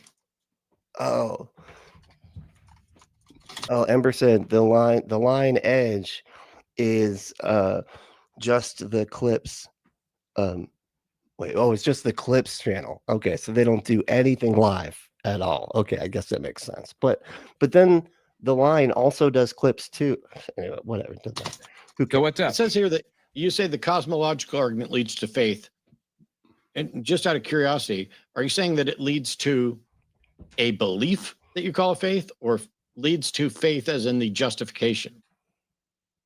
The justification for belief in something that you can label as God. A justification for belief, I guess. They're already playing with something that you could label as God. Get the no, man. No, you can't just label stuff gods, man. I hate how they do that. It's like they're like, oh man, the universe was caused by something, right? Therefore, that thing could be labeled as a god. No, you don't get to do that, dude. Like, gods are things that you have defined as like being Jesus or whatever. You can't just say that anything can be defined as a god, because those aren't gods. Gods are predefined conceptual beings with specific characteristics. You can't just take one of the characteristics and say that is the same thing. That would be a fallacy of composition. You can't just say that like one little part represents the whole, or the whole represents one of its parts. You can't do that. That's how I'd say that. Hey, Native Atheist, what's going on, dude? How you been? It's good to see you. So the last second here. What's up? If you have an argument that's backed by evidence, what would you need faith for? Because God himself, the metaphysical itself, I don't believe is demonstrable or verifiable in a scientific way. So there's evidence or reason that would lead to the belief in something that you can't demonstrate physically. No. Why would we? No? Okay. So if God exists, wouldn't that be a big deal? Absolutely. Are there things that we are unable to demonstrate, but we kind of assume are true? Absolutely. Cool. Like logic. Is that and math? Is it better to assume something's true when you can't demonstrate it, or is it better for there to be a demonstration? What? Burns, you said, what's up, Burns? Said, I have all these precepts. What do I do with them? Are you saying like precepts as like people, like that you have all these precept positionalists that are interacting with you and you're asking like how to respond to them? Is that what you're asking? Or are you saying that you have a bunch of presuppositions and you don't know what to do with them? Well, you just presuppose them. That's it. Then you're done. Yeah. That way you have a baseline for how to have a discussion with somebody and an assumed reality and rules of the reality, so that you both can talk about what's likely to be true and what is likely to not be true. You need presuppositions for that. I don't know what you're asking. I'm sorry. I just obviously the demonstration, but I think the difference between physical. I'm sorry. Go ahead. Okay. So a demonstration would be better. First one. Got it. Okay. So you got all these precepts that are messing with you. Okay. Yeah. Just what I always say is to precepts, like, would this work? Like, can you talk to me like a human? I feel like that really does answer a lot more than people realize. Like, can you talk like a human, please, for like 2 seconds? Okay. Not an alien robot, whatever the hell you think you are. Can you talk to me like I'm a person, right? You're a person coming to another person going, hey, I think this thing is real, right? And I go, yeah, I don't think that thing is real. You don't then have to define what objective truth is and all this. No, man, like that's a person would never accept that. Like if you just would a person talking to another person would just be like, I think this thing is true. You're basing your conclusions off of like how the world works off of like just the same thing that most people would, right? But they make you like articulate how, everything and act like, all of epistemology and act like there's some kind of they do the same thing with morality. They're like, oh yeah, well, where does morality come from? Like, define. Well, and you have to come up with some standard of morality that is like that doesn't contradict ever at any point. And if you can't, well, then that means God's moral standard is the one that we should all be listening to. And of course, they're the ones that know God's moral standard and everything. But really, all they're doing is using your honesty for just not, these complex issues and your understanding of these complex issues. They're using your honesty about that against you, right? Because they just act like they have a magical get out of moral standards free card, as well as get out of an epistemology free card, as a god or whatever. But anyway, yeah, just say, talk to me like a human. That's, I feel like, what I always have to use whenever I'm talking to a precept. You're talking on TikTok? Is that what they're all over TikTok? Precepts love the talk. You know what I'm saying? Why won't God demonstrate his existence? I don't know. That's not really what I called about, but I could say that I think, and I believe that all through the Old Testament, God said, I'm doing this so that you can know. So I think he did demonstrate it at certain, yes. Would we agree that you don't get to assume the Bible is true, and you don't get to assume that God said something? Because if the point is you're trying to determine if there's a God, you can't say God said this, because if God said something, that would be demonstrable. And instead, you believe that God said something, but you can't demonstrate that God said something. Correct. I was trying to communicate that I believe that God does. He does give causes to believe. He did that. Why? Through physical. Well, I think that what has been. Well, it goes back to the Kalam cosmological argument. Oh, good. But where does everything come from? Therefore, all like a God that that created a woman made of a rib, and having a God that has to sacrifice himself to himself in order to convince himself to save the world from himself. All of that, because where did all this stuff come from? as a foundation, yeah. Anthony, the Kalam cosmological argument does not include God in either the premises or the conclusion. Gee, that's correct. Got these trolls there. It's so sad to sit there and make all these sock accounts to try to get past the mods. No, you can't come in. Okay, shouldn't have said a bunch of stupid crap. And so the Kalam cosmological argument is not in any way an argument for the existence of God. Its conclusion is, therefore, the universe has a cause. You must then, after the Kalam, add things in order to get to God. So if we just agree, we don't agree. We don't agree because the Kalam cosmological argument is flawed in both premises. But even if I agreed with you that the universe must have had a cause, that doesn't prove a God. It doesn't even point to a God. What? Right. The tsunami said, what? I just realized I baked a cake, but forgot to stick my breakfast turnover in the oven. Now it's already lunchtime. Yeah, you missed it. You missed your, but now you could just, just have a breakfast. What was it? Turnover with cake for lunch. It's okay. The time, it's not a big deal. Just you can just move the time. You could just, it's that slot, the lunchtime slot. I didn't say that. I didn't say slot. I wasn't calling her any names, dude. Like, dude? What about the water? I thought you were getting water. Dude, I said slot, SLOT. Y'all heard that I said it right? Kevin, go get some water, okay? Jeez, dude, Kevin is driving me crazy today. God damn it, Kevin. So how are you getting to a God and then saying God said stuff that in the Bible? Okay, well, I get to a God because the way that I understand the cosmological. I'm not giving it mine. This is my water. He's going to go get his own. All right. It's fine. He's fine. Yeah. They're talking about you. I know. Argument is that if the universe had a beginning, it had a cause, and I define the universe as space and matter.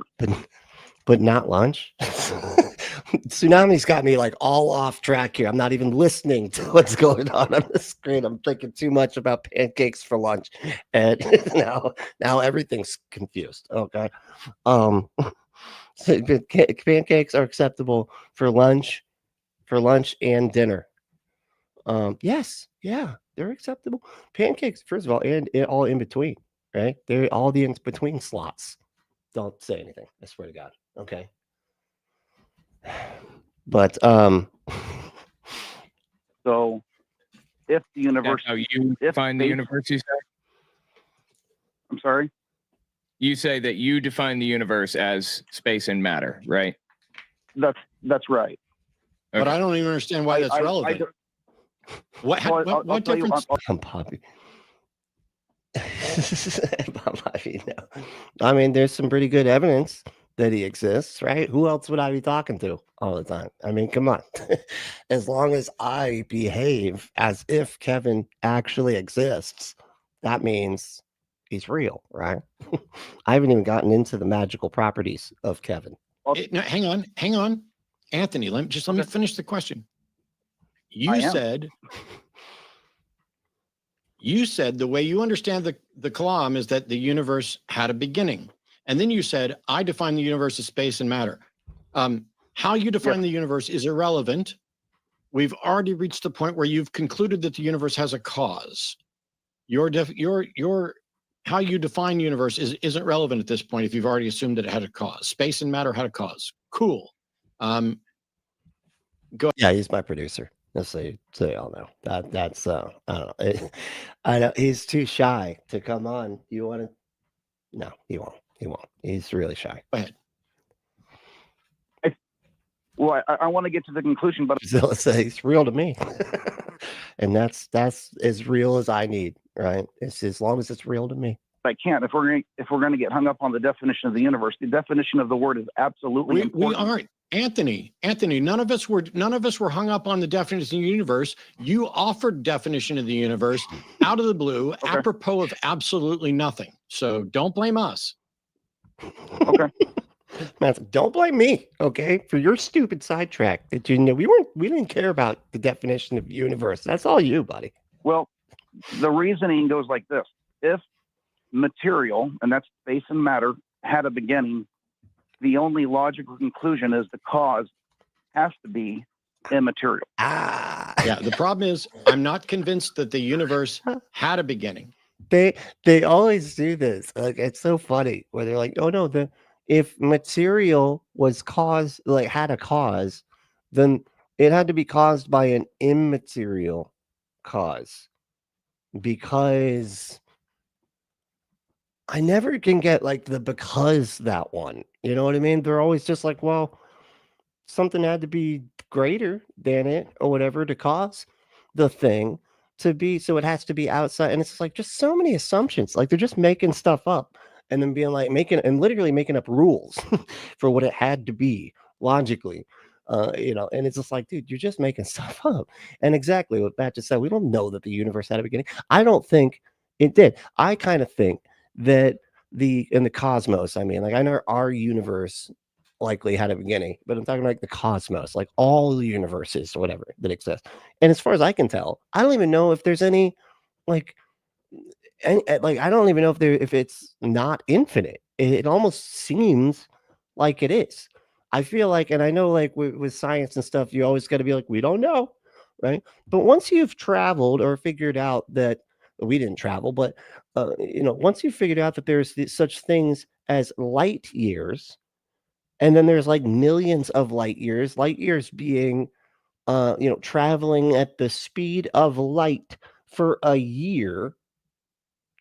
I feel like once you get to we could just safely assume this just never ends, right? Right? Since we're capable of going for the speed of light for an entire year, just one of those. I feel like that's, all right, we could just assume this thing has no edge, right? I don't know. I mean, again, I don't think, I think maybe we're just really teeny tiny in this scale of this thing, and maybe there is an edge, but I kind of feel like there probably isn't, but I don't know, you know. But I also don't base my entire life, you know, off of beliefs about whether or not the universe has an edge. So it kind of doesn't matter, right? But anyway.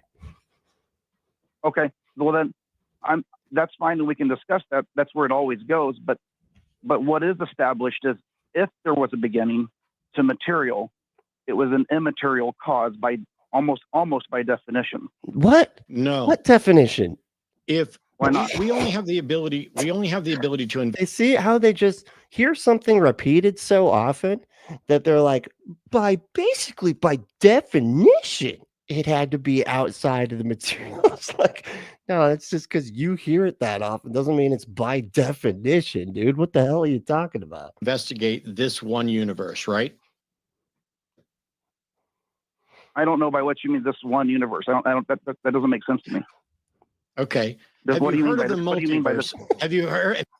Ember said, Flurson 2525, the universe is flat. We see no curvature. So, therefore, the universe is flat. Have you heard of the multiverse? Oh, I got this. One of these days, I found this just adorable flat earther guy, right? He is just a hoot. Okay, he is a hoot and a holler and a half. And my goodness, he just cracks me up. And I think we're going to go through, I'm going to pull up his Facebook, and he's got all of his reels or whatever on Facebook. And we're going to take an entire episode of our live stream just going through that, because it is just, and I don't even know a lot of the science to be like, oh, I know exactly where he's wrong here. So I would love it if I could bring somebody like Eric Peterson on or something.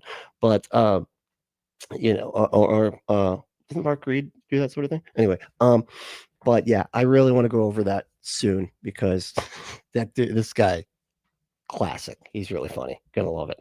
I've heard of that, but I don't have any evidence for that's existence. I don't either, and I didn't say there was. Instead of answering the question you fucking think I'm asking, why not answer the question I'm actually asking? It goes so much easier. So, have you heard? So mad. Heard of the multiverse? Yes, I've heard of it. Cool. Me too. I'm not convinced that the multiverse is actually real. I have. Matt, let's watch that blood pressure. Okay, let's not get, put your two fingers. Okay, I don't know which side it goes on, but let's not get the heart rate up over 200, right? Probably up in don't get over that. No way of demonstrating it. I have no way of testing it, but at least the proposed multiverse would suggest that what we call. Man, I forgot about Gina. Yeah, Drusilla. What about a lady who sees spaceships in the clouds? Gosh, she is funny, Gina. And you know who just covered her recently? And it kind of reminded me, I'm like, oh shit, I got to go back and visit Gina, because she's just hilarious. Was the top hat guy? What the hell was his name? Logic, dude. Yeah, Logic covered her recently, and my goodness, yeah, Gina Marie. Yeah, that's her. Oh my gosh, she is so funny. She is like one of the most entertaining. I got into a couple of her lives, and she kept calling me sweetie. Oh, sweetie, you don't even. I was just like asking her. I tried not to be too obvious, So I was just asking her some legit questions, and I was trying to like make the questions get more and more wacky as I went to see how long she would keep answering me. She answered me for a while. It was adorable. She was funny. The local presentation of our universe, that there may in fact be other universes. And so this model exists out there, but is, as far as I can tell, untestable and unfalsifiable as it stands right now. Are we at least in agreement there? Sure. Okay. So when I said, is this the only universe we can explore? Do you know of any other universe we can explore? I do not. So the answer to the question. So she's getting worse and worse. Or better and better, depending upon how you interpret better and worse, I guess. Is this the only universe we can explore? Is apparently yes, right?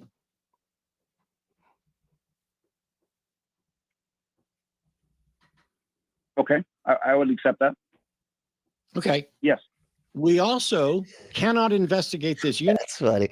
Pandora's Pinata said, I sometimes think that Matt should have something like a crash couch from The Expanse that pumps him beta blockers when he's on a call too long. I don't know what a crash couch from The Expanse is, but if you're saying like something that like, you know, feeds him like a CNS depressant or something to like keep him from getting upset. Yeah, just slowly just pumps in some Valium or something. Like it's like once he gets to like the 10-minute mark on a call, he's got to just start pumping him in the Valium. Universe. Pumping up the Valium, you know what I'm saying? Even speculatively, mathematically, further back than immediately following the beginning of the expansion. One Can't spend shadow banned by Gina. My Lord, that's funny. That is funny. All right, y'all. I gotta wrap her up. But thank y'all so much for hanging in there. I know this one was sort of all over the place, but that's what we do. We do all over the place type stuff sometimes, and it's fun. It's fun for all. You know. If you want though, you can have fun for all doing butt stuff. Go to adamandeve.com. Enter code word Brentley at checkout to get 50% off almost any one item. 6 free movies, 3 free gifts, and free shipping on the whole order. Go to adamandeve.com. Enter code word Brentley. That's BRENTLY at checkout. And get your exclusive offer. They got all sorts of great stuff. Adamandeve.com is America's #1 adult toy dispensary. Save yourself a trip to that sticky store and just have it sent directly. The packaging is discreet. It doesn't say in big letters what you're buying on the box. As disappointing as that is to some of us that live in apartment buildings and want everybody in our building to know all the fun stuff that we're doing behind closed doors, you're just gonna have to open those doors. That's all. You know, you're just gonna have to open the doors during the time anyway. Yeah, go to adamandeve.com, enter code word Brentley at checkout, and get your exclusive offer. They have everything from loops to other things I can't describe because I'd get I'll have the ads they won't want to put ads on the anyway. But hey, if you want to support the show, you can support us by supporting our sponsor, adamandeve.com.